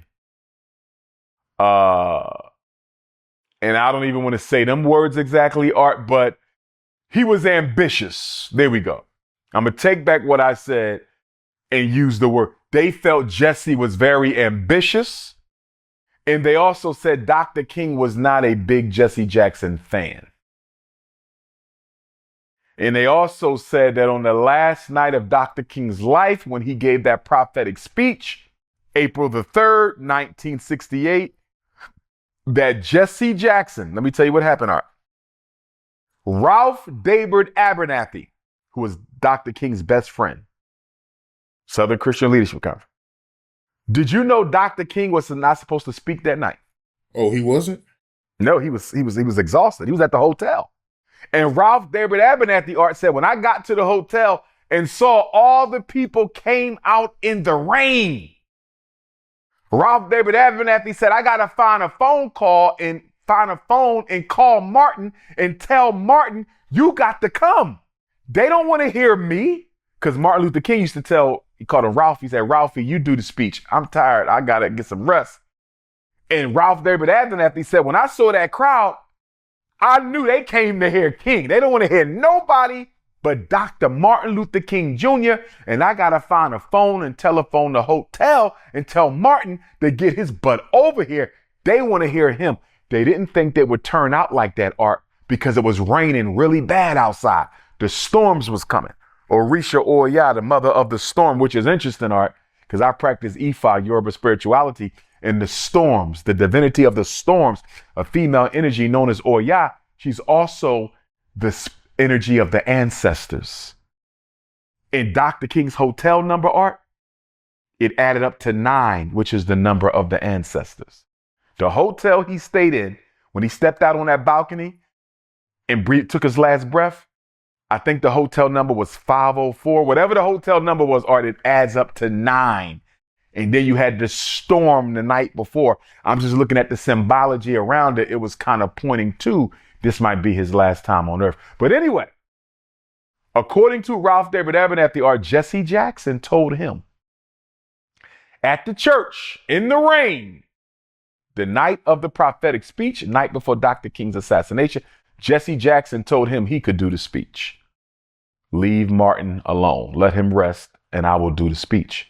And Ralph David Abernathy said, you're not going to do the speech. They came to hear Dr. King, and that's who they're going to hear. Again, Art, it could have been a lie. It could have been a rumor. It could have been a misinterpretation, right? But according to what I read, Ralph David Abernathy or someone in the immediate circle said Jesse Jackson wanted to give that speech, and they said, no, the people are here to hear Dr. King, and that's who's going to give the speech. And Dr. King came over there and he gave the speech. I've been to the mountain, and it was prophetic. It was meant for him to give it because that's the last time we would see him alive in the storms of Memphis. If I'm not mistaken, it's well documented that Martin Luther King, he was being followed by the CIA, right? The FBI and the CIA, mostly the FBI, because his movement was more domestic. Malcolm was followed by the FBI and the CIA. Remember, FBI is domestic, CIA international, right? They follow you when you travel abroad. Now, Dr. King would have still had some CIA attention because he did travel abroad to get his Nobel Peace Prize, but his movement was domestic, right? It was a Black freedman agenda, whereas Malcolm was Pan-Africanist, right? He had a global African agenda. So he would have had the CIA on him. Remember, the CIA poisoned Malcolm in Mecca. They poisoned Malcolm in Mecca. They also tried to execute him in Mecca. He escaped assassination in the Middle East, in Egypt, I think it was. Malcolm barely escaped assassination in Egypt. And Maya Angelou, rest in peace to Queen Mother Maya Angelou, you do know she tried to convince Malcolm not to come back to America, Art. Oh, wow. I ain't know that. Remember, Maya Angelou was living in Ghana. Maya Angelou was living in Ghana, and she pleaded with Malcolm, El Hajj Malik El. She said, Malcolm, stay here. You're friends with Kwame Nkrumah. She said, send for Betty and the girls and just stay here for a few years. And just like Frederick Douglass, 100 years before Malcolm, Frederick Douglass said the same thing in England. When Frederick Douglass went to England, Art, the abolitionists said, don't go back. You are a fugitive slave. And they did raise the money for him to buy his freedom. But Frederick Douglass says, I got to go back because I'm a leader of my people. Malcolm said the same thing. I got to go back. I'm a leader of my people. I can't let them intimidate me away from my mission. So it's funny how our history could have taken a lot of different turns if certain ancestors and organizations would have just done things a little differently. For example, Art, Dr. King wasn't even supposed to be in Memphis at the time. You know why he went back? Why is that? Remember, they had a march, and the march got sabotaged, turned into violence because the FBI infiltrated the march with some undercover agents. So after the march, Dr. King goes home to Atlanta, right? Remember, 3 sanitation workers are killed when they are swallowed up in the trash truck. 3 Black sanitation workers are unalive when they get swallowed up in the trash truck. We find out in the book, Plot to Kill King, they deliberately unalived those 3 workers, Art, to make sure Dr. King came back to Memphis because they didn't want Dr. King going to Washington, D.C. for his breadbasket campaign where he was taking poor Americans of every race and they were going to erect a tent city. Basically a homeless camp. They was going to erect a homeless camp outside of the U.S. government, Art, until everybody left with a job and a home. It would have embarrassed the government. It would have embarrassed the government. So they had to take Dr. King out before he went to Washington. So what did they do? They unalived the 3 sanitation workers to make sure Dr. King came back. And that's how they got Dr. King. They lured him. They lured him back, Art. They lured him back to Memphis. Dr. King was not even supposed to be there. Politically, he was not supposed to be there. Spiritually, maybe he was, right? Spiritually, he maybe was supposed to be there, but politically, he was not. He wasn't even supposed to be at that hotel, Art. He was at the Holiday Inn. The Holiday Inn. And they changed the reservation because black people was complaining, why is Dr. King staying at the Holiday Inn instead of the Divine Lorraine Hotel, which is black owned? Ain't that deep? He wasn't supposed to be there. Black people was hating on him for staying at the White Hotel. And then they said somebody from the Southern Christian Leadership Conference called and changed the hotel reservation from the Holiday Inn to the Divine Lorraine Hotel, Art. And I don't think they found out whoever made the reservation change. But we do know the FBI wanted Dr. King at the Divine Lorraine, Art. Why? Because the hotel rooms are outside, and the windows are large and the doors are large. So if they needed to take Dr. King out through the window or the door, they had big targets. But guess what, Art? He was not supposed to be unalived on the balcony. Dr. King was supposed to be unalived in the car. Him and what's the brother who was with him? Andrew Young were both supposed to be executed in a moving automobile. But when Dr. King stepped out onto the balcony, the police officer who was tasked with ending his life saw that he had a clear shot. He didn't have to wait for Dr. King to get into the car. He took him out on the balcony. He's supposed to be taken out in the car. Moving target, just like Tupac and Big. They lined him up. Lined him up. Rest in peace to Dr. King. He's one of my favorite, man. And the last serious leader we had to give us a real plan of action. That's one thing I can say. Ever since him, everybody just been talking and running their mouth. My bad, y'all. I'm talking and trying to do this. Dr. Martin Luther King is everybody's favorite, man, especially back then, man. We was hurting. I mean, white people back then used to wear racism on their shoulder. Think about all the black and white water fountains. Black people got to go through the back door. Yeah, we was hurting. We don't need none of that no more. Now we need to focus on us.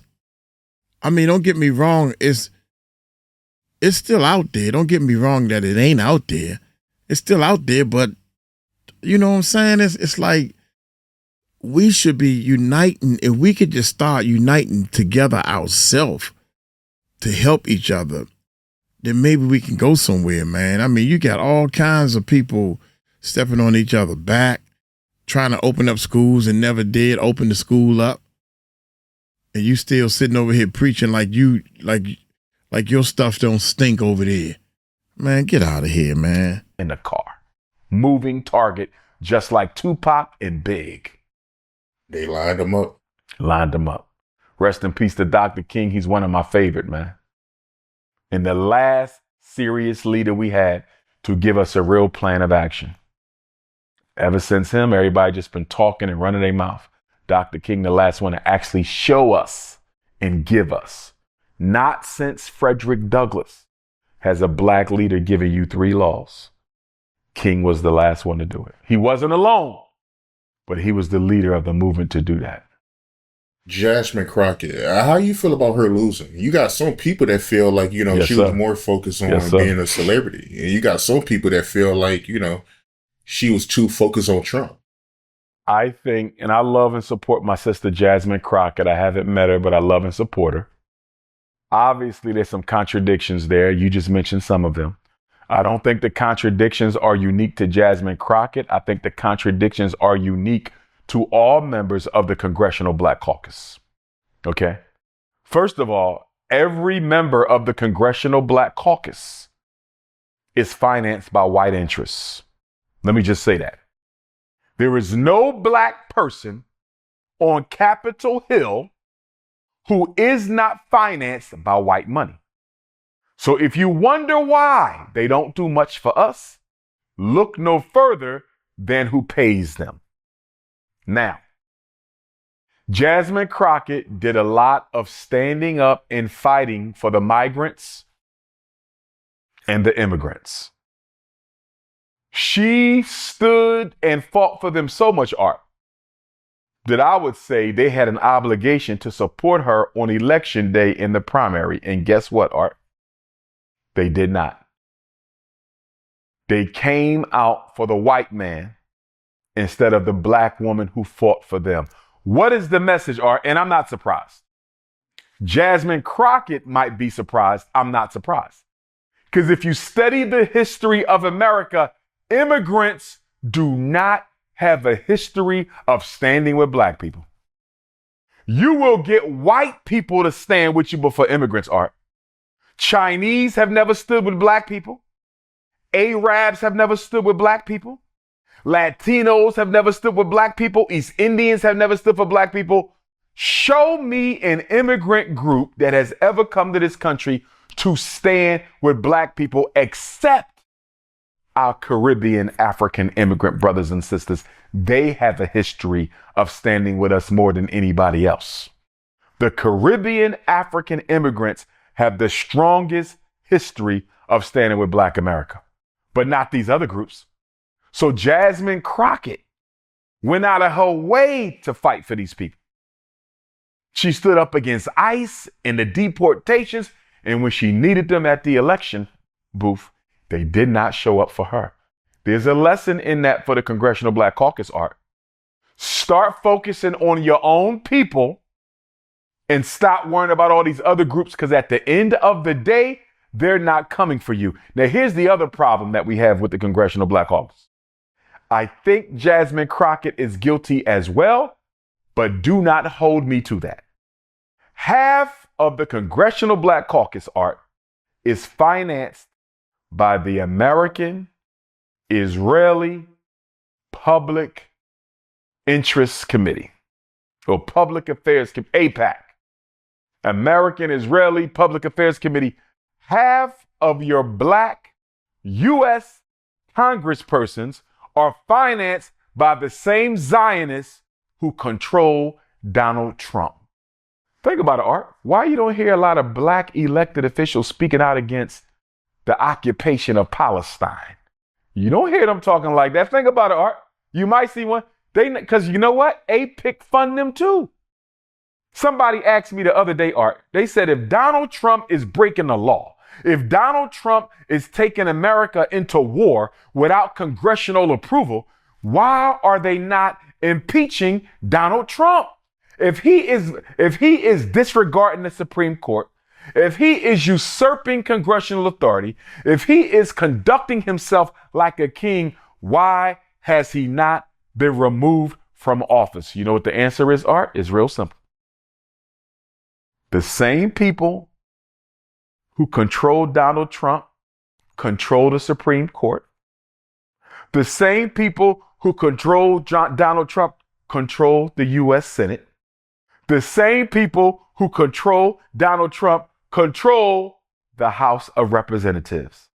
And who would that be? The Zionists. They control Trump. They control the Supreme Court. They control the U.S. Congress. They control the Senate, the House. And guess what else, Art? They control the Congressional Black Caucus.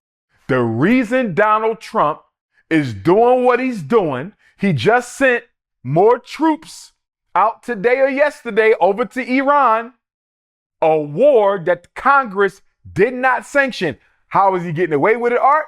Because the Zionists is telling the U.S. Senate, I own you and I own him. They're telling the Supreme Court, I own you and I own him. They're telling the House of Representatives and the Senate, I finance you just like I finance him. The reason Donald Trump is getting away with it all, because everybody's too scared to go against the Zionists. How you feel about the people that feel like she was more focused on being a celebrity? I do think she could have focused a little bit more on fighting for resources and concessions for her district in particular, and for Black America in general. I do. She was in the cameras a bit more than you generally find a Black elected official. I'm not going to hold it against her too much, Art, but I do think that we have allowed our elected officials, not speaking specifically about Representative Crockett, but I do think we have allowed our elected officials to carry themselves like untouchable celebrities. We don't hold them accountable. Look at Barack Obama. We do not hold our elected officials accountable at all, Art. We don't. They're like one step under the celebrity. They're one step under the rappers, the actors, the comedians, the dancers, the singers, and we need to change that. They need to understand that you are a Black public servant. Your job is to serve. We voted for you to serve, not to get rich, not to get famous. And again, I'm not going to say Sister Jasmine Crockett was guilty of that, but I could understand the accusation because sometimes I questioned. I said, the sister is always on TV. Is she fighting for Black justice in the halls of Congress? I felt she spent too much time criticizing Trump. I didn't have a problem with it, but Trump ain't going to change. Let's fight for our people. I think sometimes Black elected officials use Trump, or Bush or whoever else as a distraction from the work they should be doing on our behalf. The president is the president. He ain't going nowhere. What can you do for us? That's why we elected you. You would have thought she was going against Trump the way she was speaking on him. I mean, she was speaking on him more than she was speaking on, who she was going against. Yes. She spent, I think in retrospect, and the sister is intelligent. I do think she cares about her people. I think she will get reelected because, she had to vacate her office. She had to give up her congressional seat as a U.S. rep in order to run for U.S. Senate. At least that's what I've been told. But I'm sure she'll get reelected if she wants to go back into public office. And I think she'll do well. But I do think she needs to buckle down and focus more on serving her constituency as opposed to targeting these national issues. The movie Sinners and Michael B. Jordan and winning an Oscar. How you feel about that whole situation? I was rooting for him, brother. Art, I don't think I've ever watched the Oscars from start to finish before in my life. But I decided to do it the other night because I wanted Sinners to win. And I wanted Sinners to win big. And when I saw them give them their own musical during the Oscars, the musical performance, I said, okay, they're going to let Sinners win big. And they didn't. They didn't. Ryan Coogler should have won for Best Director. And Sinners should have won for Best Movie. Hands down. And I also believe my Nigerian British African sister, I'm forgetting her name, Mumni, I think it's her first name. Forgive me if I'm pronouncing it wrong. Full-figured, chocolate, beautiful sister. I felt she should have won for Best Supporting Actress. I believe she should have won for Best Supporting Actress. Coogler should have gotten Best Director. Sinners should have got Best Movie. Don't get me wrong, Art. Both of them are my two favorite movies of the year. Sinners is my favorite Black movie, and One Battle After Another is my favorite white movie, but of course, I rank Sinners above it. I saw both of them at least 5 times in the movie. I loved them both. Okay, Sinners was original. That's why I should have got Best Movie, Art. How many times do you see a Black Southern soul movie mixed with vampire horror? You don't see that. You got Michael B. playing 2 characters. They had to give it to him, Art. He played 2 characters. They had to give it to him. Not to mention, Sinners made more money than most of the movies it went up against. That's another reason why. If Sinners wasn't the best movie, Art, why did it make the most money? I think it made more than all the other movies. But I did love One Battle After Another. I'm going to throw this at you, though, Art. I'm going to throw this at you. You know who Queen Mother Assata Shakur is of the Black Liberation Army, right? She escaped to Cuba with the help of the founders of the Black Liberation Army. She passed away September 25th, 2025, Art. One Battle After Another came out the next day.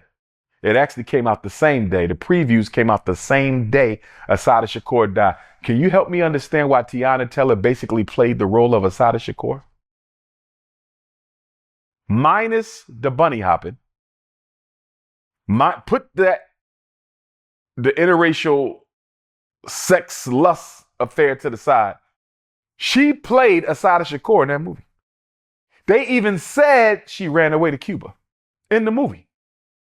How in the hell did a movie come out with a woman, Tiana Taylor, basically playing the role of Assata Shakur, and Assata Shakur passed away the night before? It could be a coincidence, Art, but I'm starting to wonder, with the pressure that Trump has put on Cuba, did somebody give the U.S. government access to Assata Shakur? And did they go in there and unalive our ancestor? I don't know. But you're going to have a hard time convincing me that a movie comes out the same night as one of our greatest icons gets unalived after Barack Obama raised the bounty on her head to $2 million. Too much of a coincidence. And I'm a little upset at the producer of One Battle After Another, because I don't think my sister Tiana Taylor needed to have all those lusty scenes with the Caucasians. I don't think that was necessary, Art. She's a revolutionary. Why she got to run around trying to sleep with Leonardo DiCaprio every second of the movie? Sleeping with Sean Penn all throughout the movie. Get pregnant by Sean Penn, blames it on Leonardo, abandons the baby. To me, they just took one too many hits at the character of black women. Like, they kind of made her a revolutionary Jezebel.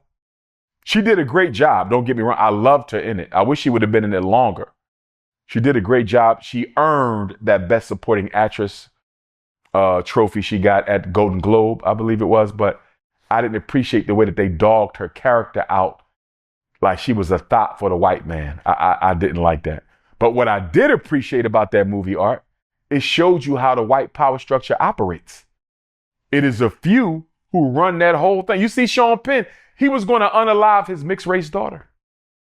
He was going to kill his own child just so he could make it into one of secret societies.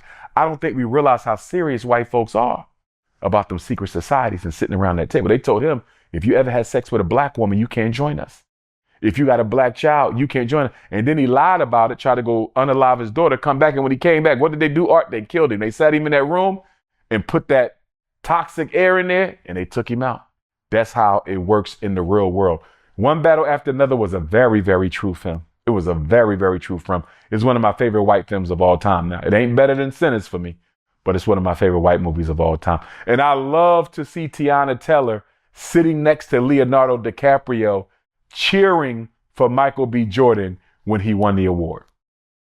I really appreciated her for doing that, because it showed that even though I'm a friend with you, Leonardo, right? We're friends, we're co-stars, we work together, we know each other, but that's my brother. I'm still black, that's my brother, and I gotta celebrate him. I loved seeing Tiana Taylor cheer for him sitting right next to Leonardo DiCaprio. What you think about the people that's saying that Lori Harvey, she missed out? I'm not gonna put that on her. She did miss out. Lori Harvey did miss out. But I'm not going to put that on her. You know, they both young, man. Life be lifing.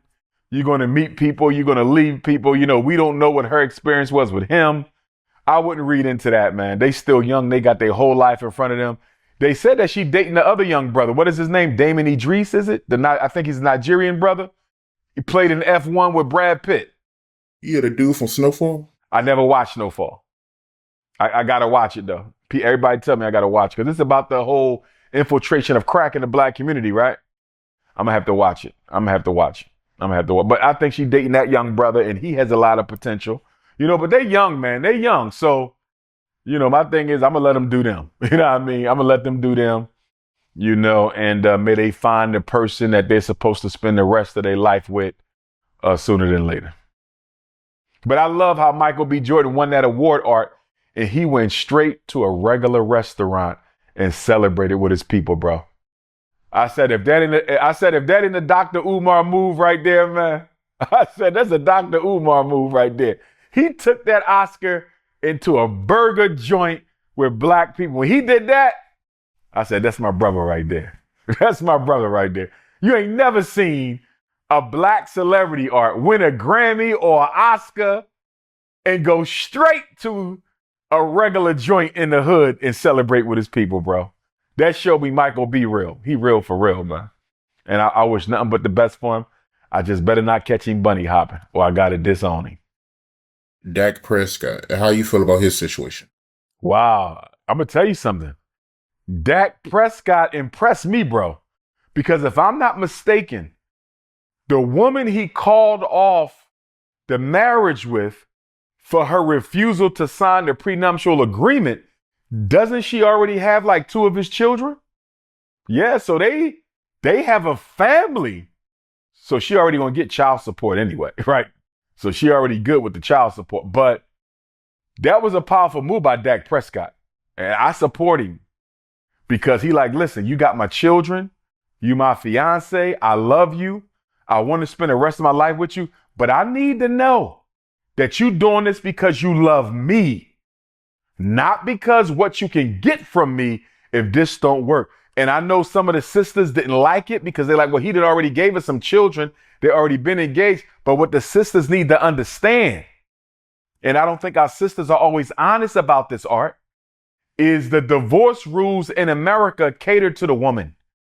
The divorce rules in America cater to a woman. A woman can destroy you financially in this country. That's why marriage is down in America.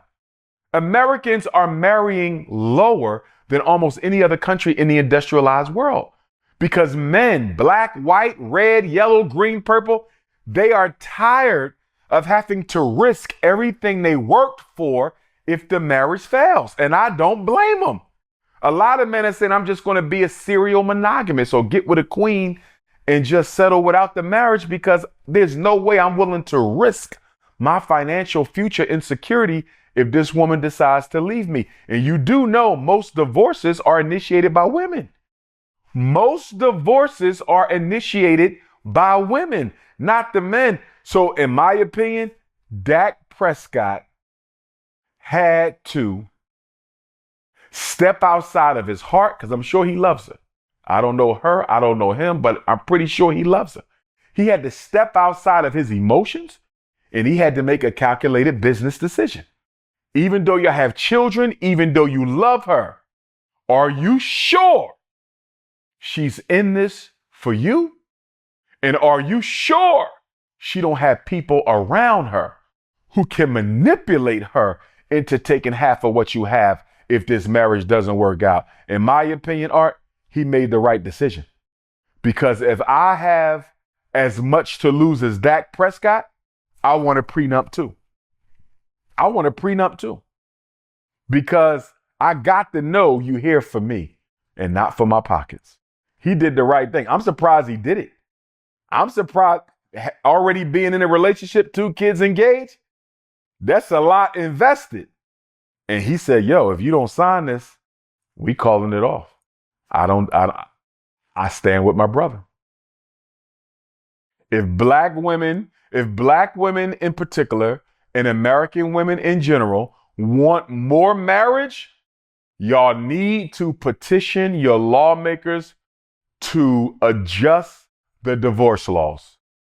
The divorce laws are crazy, Art. I don't have a son, but if I had a son and my son said, Dad, I don't think I'm going to get married because look at the divorce laws. You could be married to this woman for 6 months and she can take half of everything you own. I'm not getting married. I don't know if I can tell him he's wrong, Art. I don't know if I can tell him he's wrong because the divorce code is insane. Who the hell came up with that divorce code?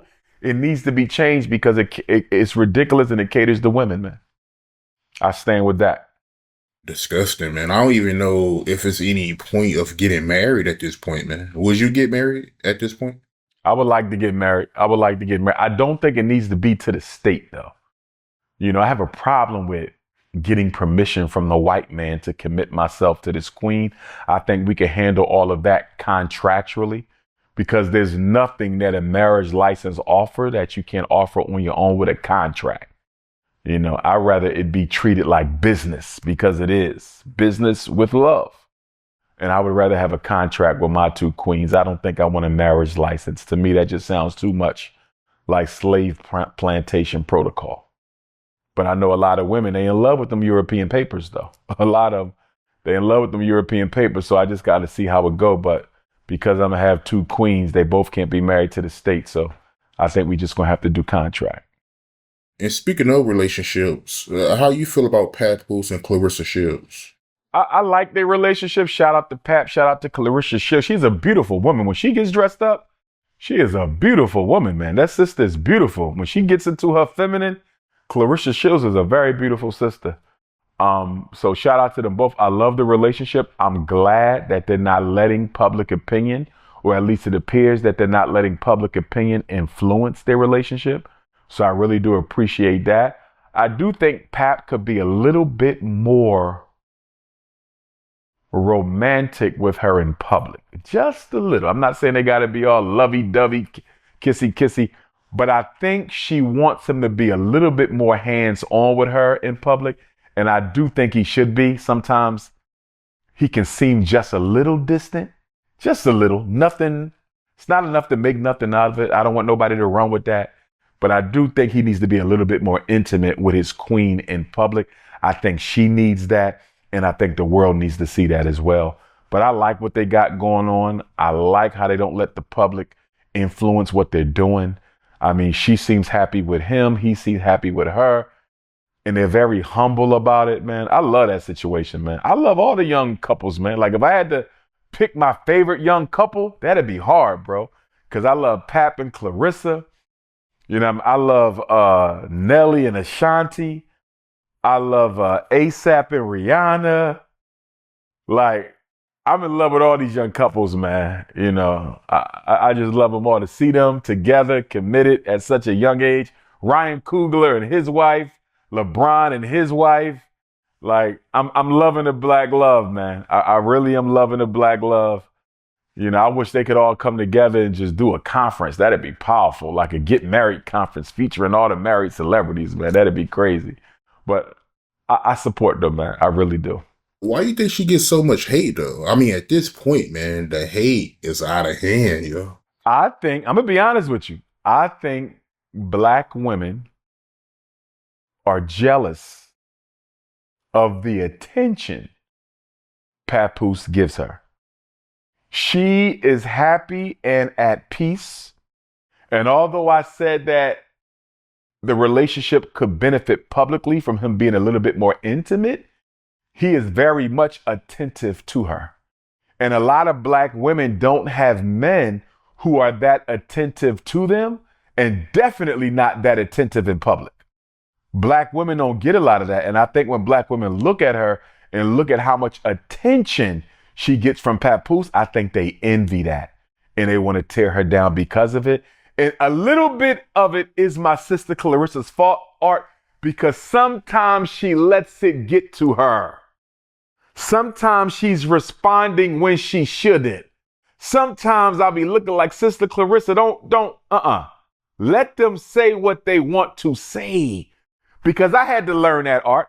It took me, I didn't learn how to stop responding to the public, to the struggle streamers until, I'm going to say 2018. It's been the last 8-9 years, Art, that I have really disciplined myself to not respond to blatant slander and defamation of my character. You just have to learn how to separate it and to not take it personal. And I know Sister Clarissa has her pride, but I just need her to know, Queen, you don't have to prove nothing to nobody. Keep being great and keep doing you. Don't respond to them. I'll tell you this, though. I'm going to tell you this. I want to say this.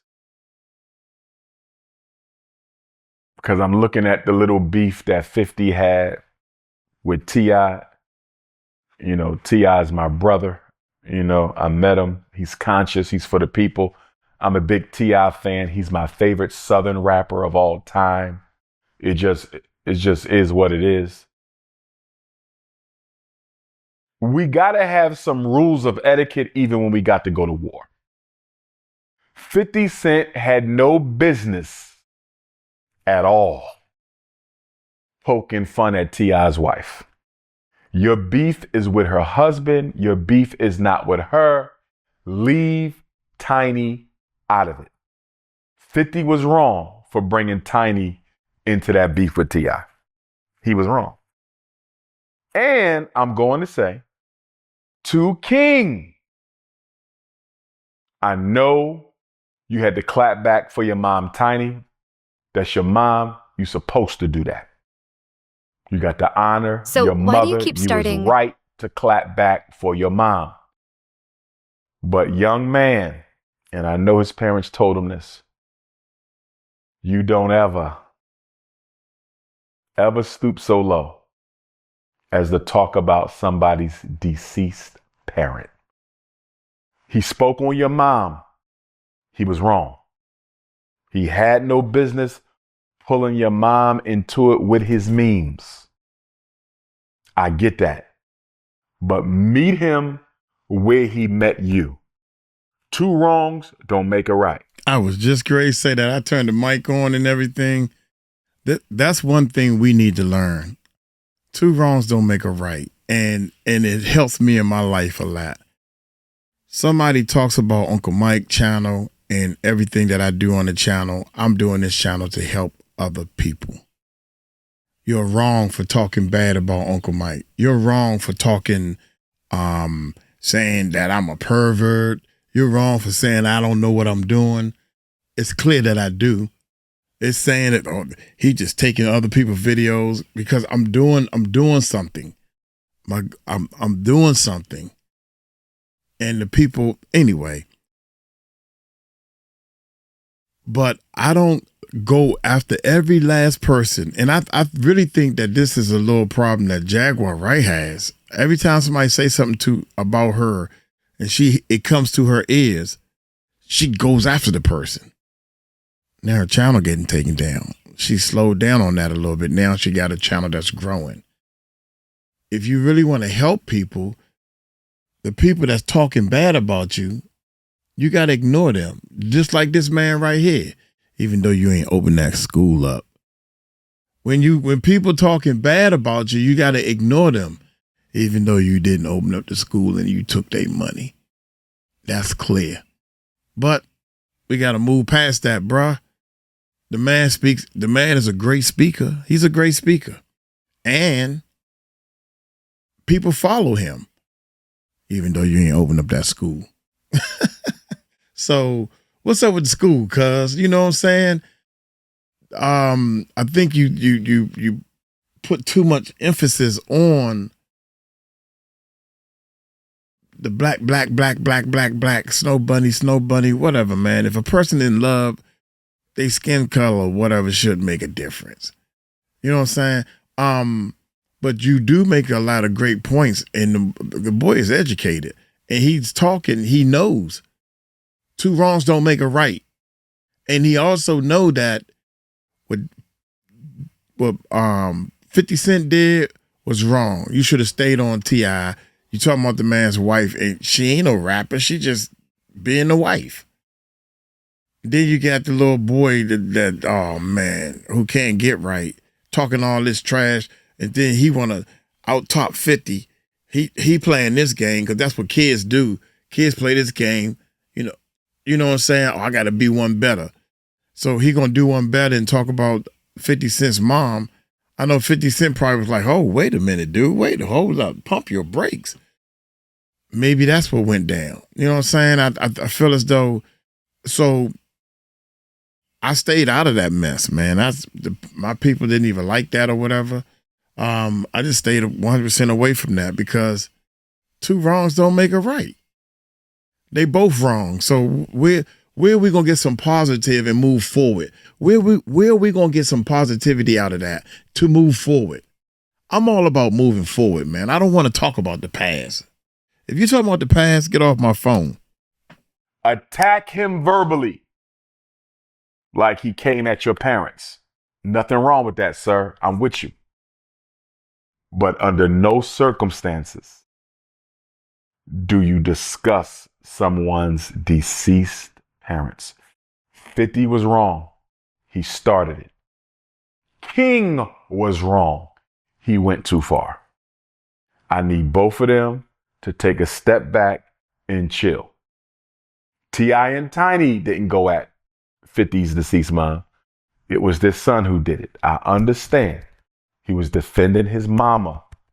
But King, I need you to be an honorable warrior. You still have to have your honor even at war. Don't ever go for someone's deceased parents, good brother. I'm not condemning my young brother. He was only standing up for his parents, his mom in particular. I get it. But we got to have some rules. 50 had no right talking about T.I.'s wife. He was wrong. And T.I.'s son had no right talking about 50's mom. We as black men have to carry ourselves better than this. We are getting too far away from the code of honor we once carried as men, and I hope we get it back soon. Nicki Minaj, I never got to ask you about her speaking at Trump summit. Is it safe to say that she's officially a Trump supporter now? Because, I mean, some months ago, you remember, she was speaking at that Turning Point event. And now she's speaking at more events. It's like she took it to another level now. She went in even more, yeah. She went in even more. At this point, I think Black America has largely canceled her. I think she's largely canceled. I mean, for me, because she's a sister, I would always leave the door cracked, for her to possibly come back through it if she apologizes for what she's done.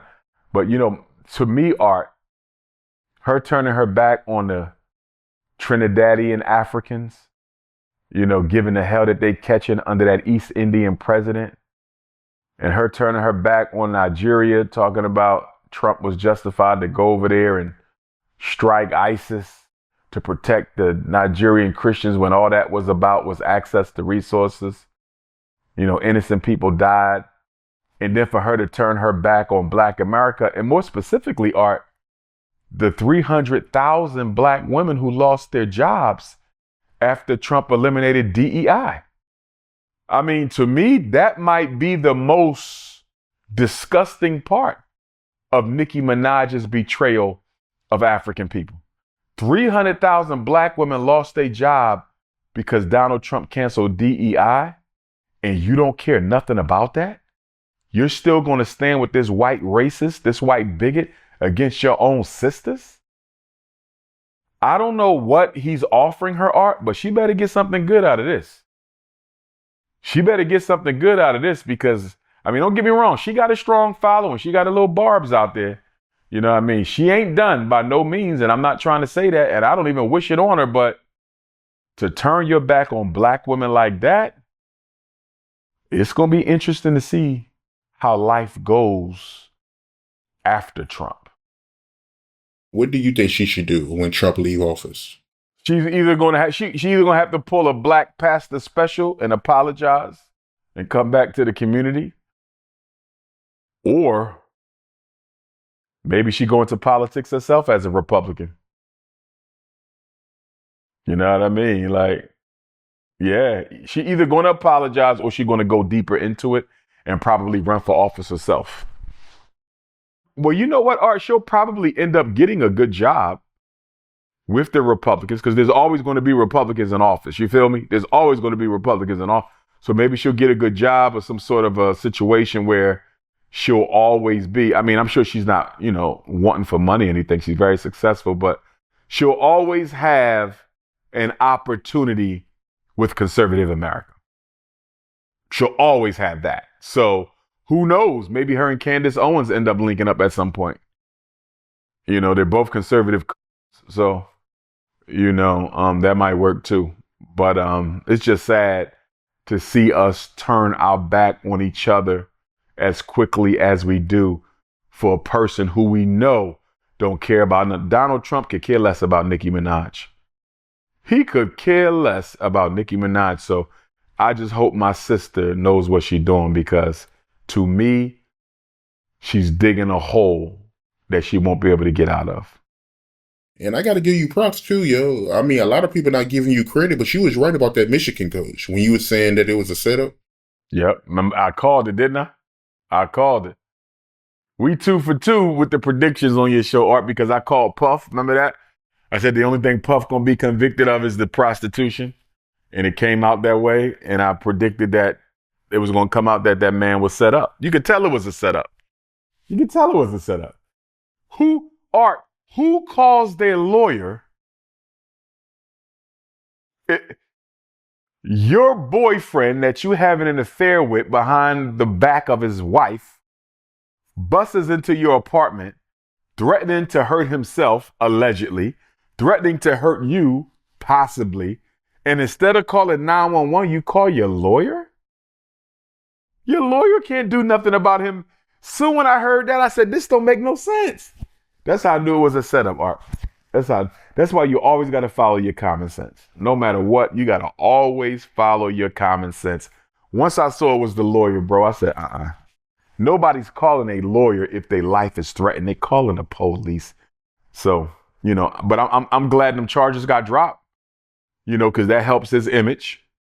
Even though he married out the race, he got kids, man. He got to take care of them babies. So I want the brother to get another coaching job. You know what I mean? He's a good coach. I'm hoping he get another coaching job. He might got to work his way up, or I think he's going to get another big job. I do.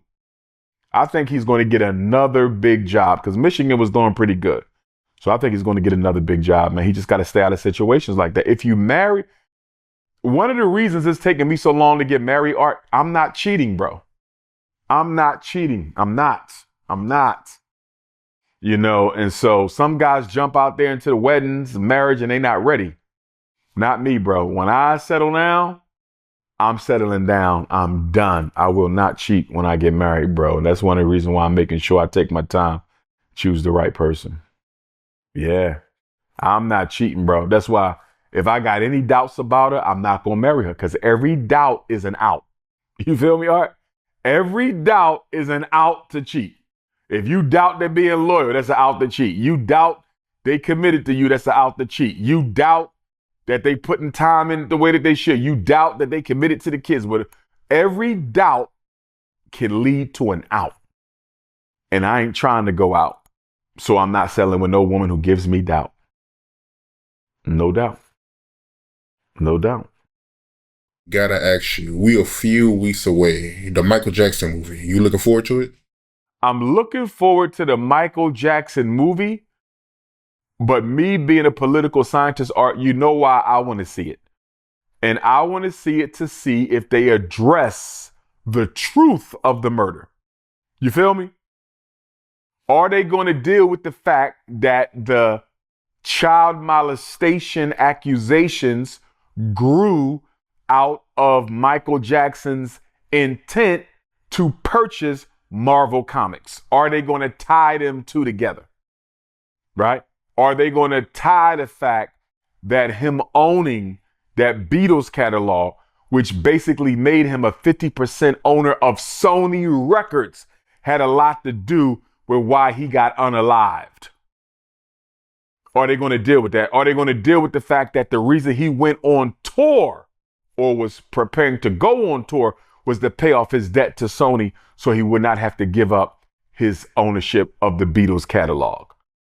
My thing, are they going to deal with the truth of the threat Michael Jackson posed to the music industry? That's what I want to know. If they're not going to deal with the truth and they're only going to deal with the popularity of Mike, the impact he had on fans worldwide, don't we already know that? Like, I don't need to see a movie. I lived that. I lived Michael Jackson's life. I was a Michael Jackson maniac, Art. I had the gloves, I had the socks, the shoes, I had the jackets. We used to compete. I was named after Jermaine Jackson, by the way. You know what I mean? So I knew everything about Michael Jackson. You know what I mean? He's an August baby like me, but he's a Virgo, not a Leo. My whole room used to be Michael Jackson. So, I want to learn something new. I want to learn something new when I see this movie. If I'm not going to learn something new, I'm still going to support it. You know, his nephew is playing him. You know, that's a positive thing. Jermaine's son. You know what I mean? I'm still going to support it because I'm a Jackson's family fan. You know, but if I don't learn anything new and if they don't deal with the politics of the murder, then I'm going to say this was kind of, you know, not what I needed personally. Most people, all they want is the hype and the hoopla. But for me, I want them to connect some dots. I want them to, not only them, I heard Michael B. Jordan and Ryan Coogler are possibly working on a Mansa Musa movie. And if they end up working on a Mansa Musa movie, Richest Man in History, I want them to connect the dots to the African discovery of America art. If you're going to do a Mansa Musa movie, connect the dots. And what I mean by that, Art, who was Mansa Musa's older brother? Abu Bakari II, king of the Mali Empire. And what did he do? He sailed to America in the 1300s, almost 200 years before Christopher Columbus. Mansa Musa doesn't even become the king of the Mali Empire, Art, if Abu Bakari doesn't decide to sail to the Americas himself, which he does, and he never returns. So Africans discovered America. Ramses III of the 20th dynasty came to America. Nico II of the 26th dynasty came to America. So if Ryan Coogler and Michael B. Jordan are going to do this Mansa Musa movie, and I hope they do, please do the connection between Mansa Musa and his brother, Abu Bakari II, being one of the first people in history to discover the Americas. I need y'all to do that so all these black people in America will stop telling people they Indians and Native Americans. They are Africans who came to America before Columbus. Yeah, that would be a real good movie if they do it right. But you heard about how Janet, her and Jermaine, they got into it over the Michael Jackson movie? You heard about that? I think TMZ, they reported it. They said allegedly Janet Jackson and Jermaine had a disagreement over the movie on the telephone. I don't know what it was over. You know, do she feel she should have been in it? You know, or maybe she don't like the way her brother Michael was portrayed in it. I don't know, you know, because, you know, Jermaine and Mike, and of course they love each other, they brothers, but Jermaine was always in his brother's shadow. He was always in his brother's shadow.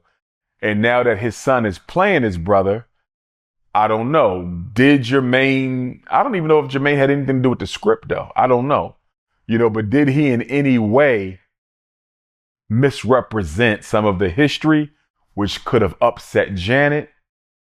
Or is she upset she wasn't in the movie? She was kind of young, you know, but then again, she had her own fame while Mike was still on top. So I guess she could have been in the movie, but I don't know if she's directly relevant to his life story though. You feel me, Art? Like, my mother has 6 other children, 5 boys and 2 girls. And my father has an additional 4 daughters, right? That means we are 11 children strong on both sides put together. But none of them would be central to Dr. Umar's life story, though. You feel me?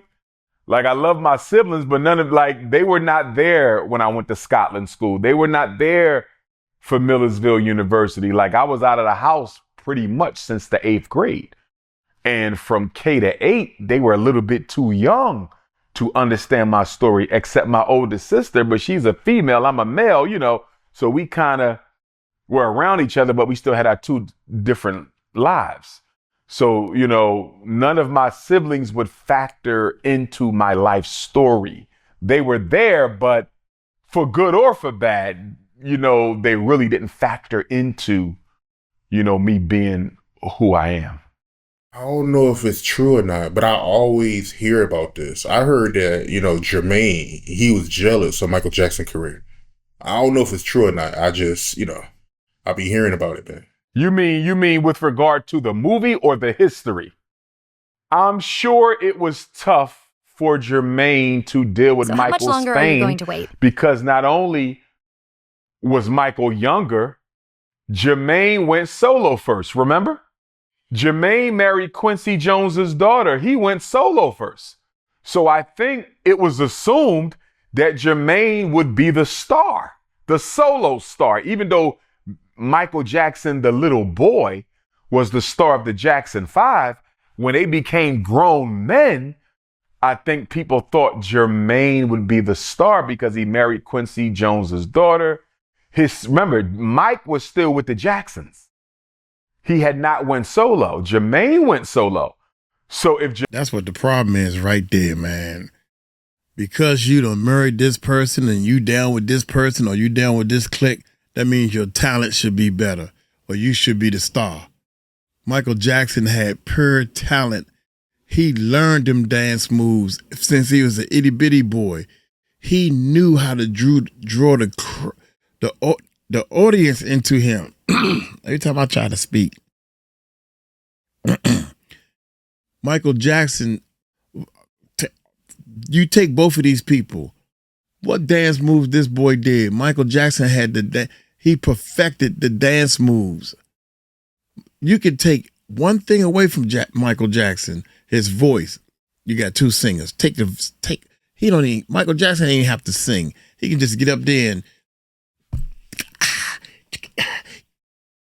your bud is mine.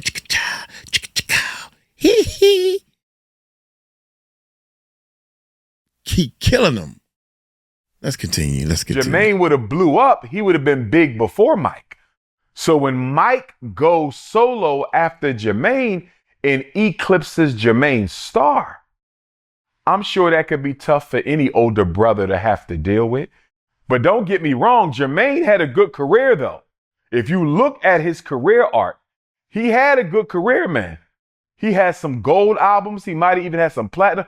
Jermaine did a good job, bro. He had a good career. The problem, Art, is he's always being compared to Michael's success. Talent. Nobody has Michael's success. The Thriller album went 125 times platinum by the time Michael Jackson died. I don't even know how many more million it then sold. You know what I mean? You know how they say records are made to be broken? If you were to say there's one record that will never be broken, what is it? I would tell you it's Michael Jackson's Thriller. I don't think anybody ever, just like LeBron James broke Kareem's all-time scoring record and Usain Bolt, he broke the previous sprinters records that people never thought. I don't see nobody, Art. I don't think ever will there be someone whose album, not the single, the whole album goes more than 125 times platinum. I don't think that ever gets broken. I think Michael Jackson has the one record that will never be replaced. Thriller. Yeah, I don't see nobody beating that, man. I mean, you got to keep in mind that this is at a time where people actually had to go to the stores and get the music. So, come on, man. Nobody beating that. Right. You had to go buy the album. You had to go buy the cassette. It wasn't on Amazon. It wasn't brought to your door or none of that. You had to go buy it. But I will say this, though, Art. The way they doing streaming now, they're trying to equate streams to songs. But it's kind of tricky, though. Because like you said, Art, you had to get up and go buy the album as opposed to just clicking it on your phone.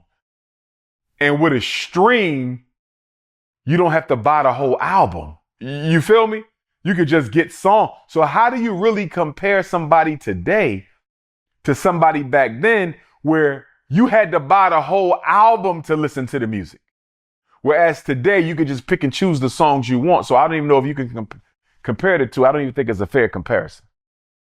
Because I saw something where they said Chris Brown has passed Michael Jackson for like streaming or something. But I'm like, and I love Chris Brown. I'm a Chris Brown fan. Makes sense. Because I mean, Michael, he even had streams in this era. That's what I'm saying. You can't really compare the two. That's what I'm saying. And shout out to Chris Brown, tremendous entertainer. You know what I mean? But you can't compare nobody to Mike, bro. You can't.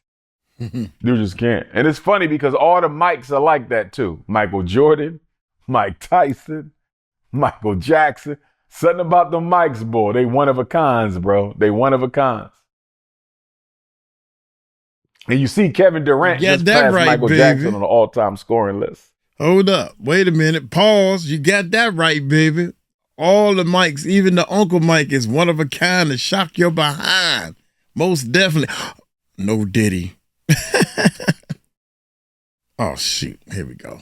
About the Mikes, boy. They one of a kinds, bro. One they of a one kind, of a kind, baby. That's right. And you see Kevin Durant just passed Michael Jackson on the all-time scoring list. And yeah, Michael Jordan on the all-time scoring list. I think that's why LeBron James won't retire. I think LeBron James, and it's a healthy competition, so there's nothing wrong with it, but I think LeBron James is just a little concerned that Kevin Durant could take that all-time scoring record if he retires too soon. I don't think he's going to retire until almost Durant is ready to retire. Don't get me wrong. He got Durant by like 13,000 points, Art. That's not something easy to catch. You know what I mean? It ain't something easy to catch. But you got to remember, Kevin Durant's game is different than LeBron's. James' game is a more battle to the basket game. Like your body going to wear down more if you're LeBron James. But a Kevin Durant and a Steph Curry, they have a finesse shoot from the outside game. You feel me? Like even though Durant is 37, 38, he could play to like 43, 44 because he's a minimal physical contact player like Steph. You know what I mean? All they do is shoot. So they can play a long time, bro. LeBron will have to retire before Steph and KD because his game is more go hard to the basket. Don't get me wrong. He got a shot now, but it's more physical. LeBron's game is more physical. KD and Steph, they can easily do another 5-6 shooting from the outside. Easy. Yeah. Then if they ever become washed up, you got people in the league right now that's just spot-up shooters. They can be that, really. They could be a spot-up shooter coming in when we tied up and we need a game winner. Straight. They got a while to go, and that's why I think LeBron is like, I got to hang around a little bit because KD, he had 4. You know what I mean? So he's gonna be at 3.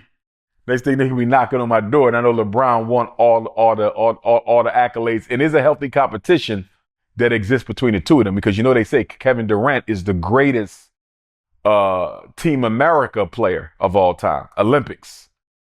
Yeah, he got, and I know LeBron don't like that. You know what I mean? Oh my God. But they say Kevin Durant is the greatest American Olympic player of all time because of his statistics in the Olympics.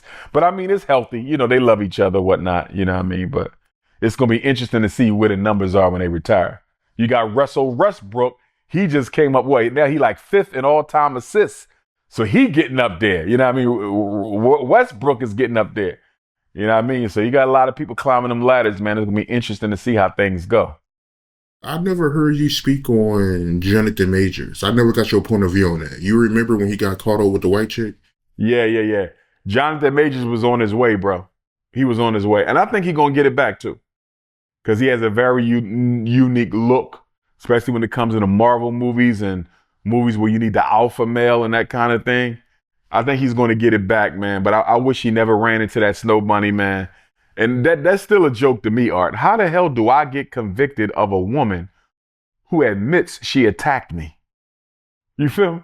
Who I ran from, bro. It's a shame that they just destroyed him like that. But he back. I'm glad he got Megan Good by his side. They pushing and working and doing what they got to do. You know what I mean? It looked like they just said he just signed for a new movie. He got something big coming out. So it looked like he on his way back up, bro. It looked like he on his way back up. So I'm gonna just keep him in heart and hope everything goes well because he didn't deserve that, man. He didn't deserve that. That brother was at the top of his career and got knocked down off of this crazy chick, man. So it might take him a minute, but he going back up. And who knows, Michael B and him might team back up for another Creed. Now that Michael B got that Oscar, the world is his now. You know what I mean? They said he won $18 million a movie or something like that. Now he can demand that. He can demand that because there's only 5 other men who got him. Look, Denzel, Jamie Foxx, Sidney Poitier, Will Smith, and Forrest Whitaker. Those are icons. Those are like the 5 greatest to ever do it. You know what I mean? And he in that category, so the world is his now. All he got to do is stay scandal-free. Michael B. got to stay scandal-free. Because remember, it only take one scandal to get you, right? What's my man who played in Boys in the Hood? Cuba Gooding Jr.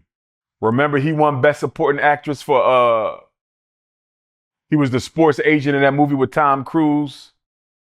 I forget the name of it. And then they hit him with the sex allegations, man.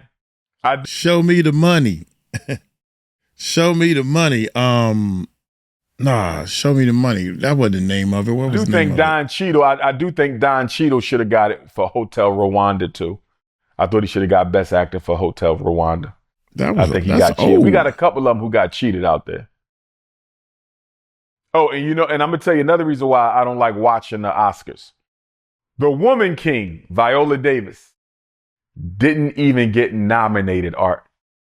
How in the hell does the Woman King not even get nominated for a single award at the Oscars, bro?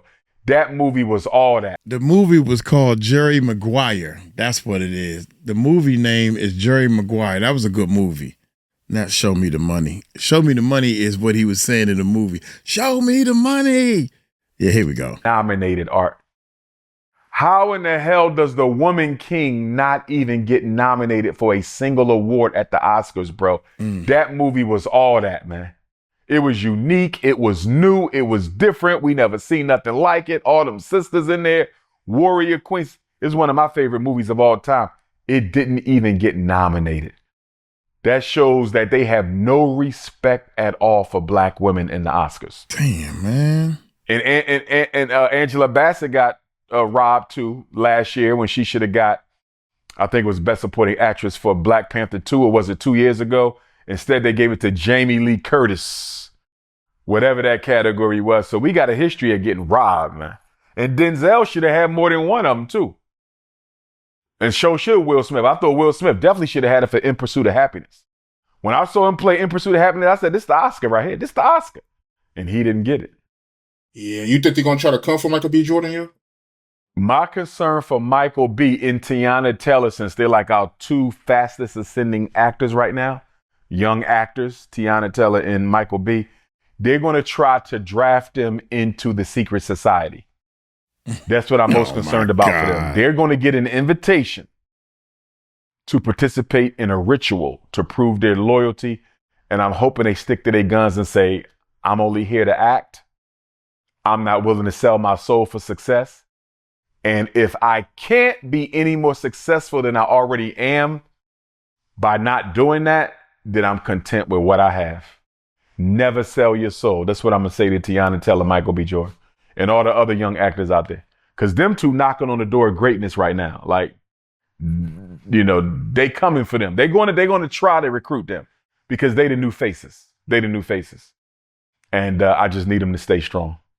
Don't sell your soul for nothing. Before we end it, man, gotta ask you, most importantly, man, let the people know everything you got going on, what you got coming up, where they can find you. Let the people know, man. Yes, sir. Yes, sir. Frederick Douglass Marcus Garvey Academy, just to bring everybody up to date. We are completely done with the renovations. We finished everything up on Frederick Douglass's birthday. Of course, the school is named after him, February 14th. He was born in February, but the slave records doesn't show a day, so he chose the 14th to celebrate his birthday. It also happens to be the birthday of Richard Allen, founder of the AME Church. So they both February 14th. So now, Art, we're just trying to get a certificate of occupancy. We had a walkthrough a couple weeks ago. The building inspector was supposed to get back to me. He did not. He's not a fan of mine at all. I do anticipate he's going to make it tough for us to cross this final hoop. But we just got to push. So I'm probably going to have an attorney reach out to the city to see what the holdup is. That's what I think I'm going to do because we're completely done. I don't know what the problem is. But I'm going to be patient. Maybe it's something I don't know about, but we ready. Like, we ready to start decorating the school. We're going to reach out to the city and see what's up and take it from there. Oh, anybody need to reach me? Text message 215-989-9858, 215-989-9858. Email princeofpanafricanism@gmail.com, princeofpanafricanism@gmail.com. We spell Africa with a K. Donations, hit your PayPal, paypal.me/FDMG Academy, paypal.me/FDMG Academy. Wow, okay. Caught me looking at my phone. Man, come on, dude. Oh my God. We still talking about the school. Well, it's been almost 10 years, 11 years now? I don't know where you start or stop. To be honest, I actually went up there too where the schools are supposed to be at. And it's 2 other buildings. There's 3 buildings. There's 3 other buildings around in that area, y'all. That's not, and they look better than his buildings, which don't mean nothing. But my point is, I think, because he said something about it, I think it's the land. Nobody can run a business or a school, not alone a school, because there's another little school right beside his. They got a little playground and all this stuff. That joint look like it's in mint condition, but it's not being occupied. I mean, you can tell when something is, closed at right now. And I was up there for 2 days. Man.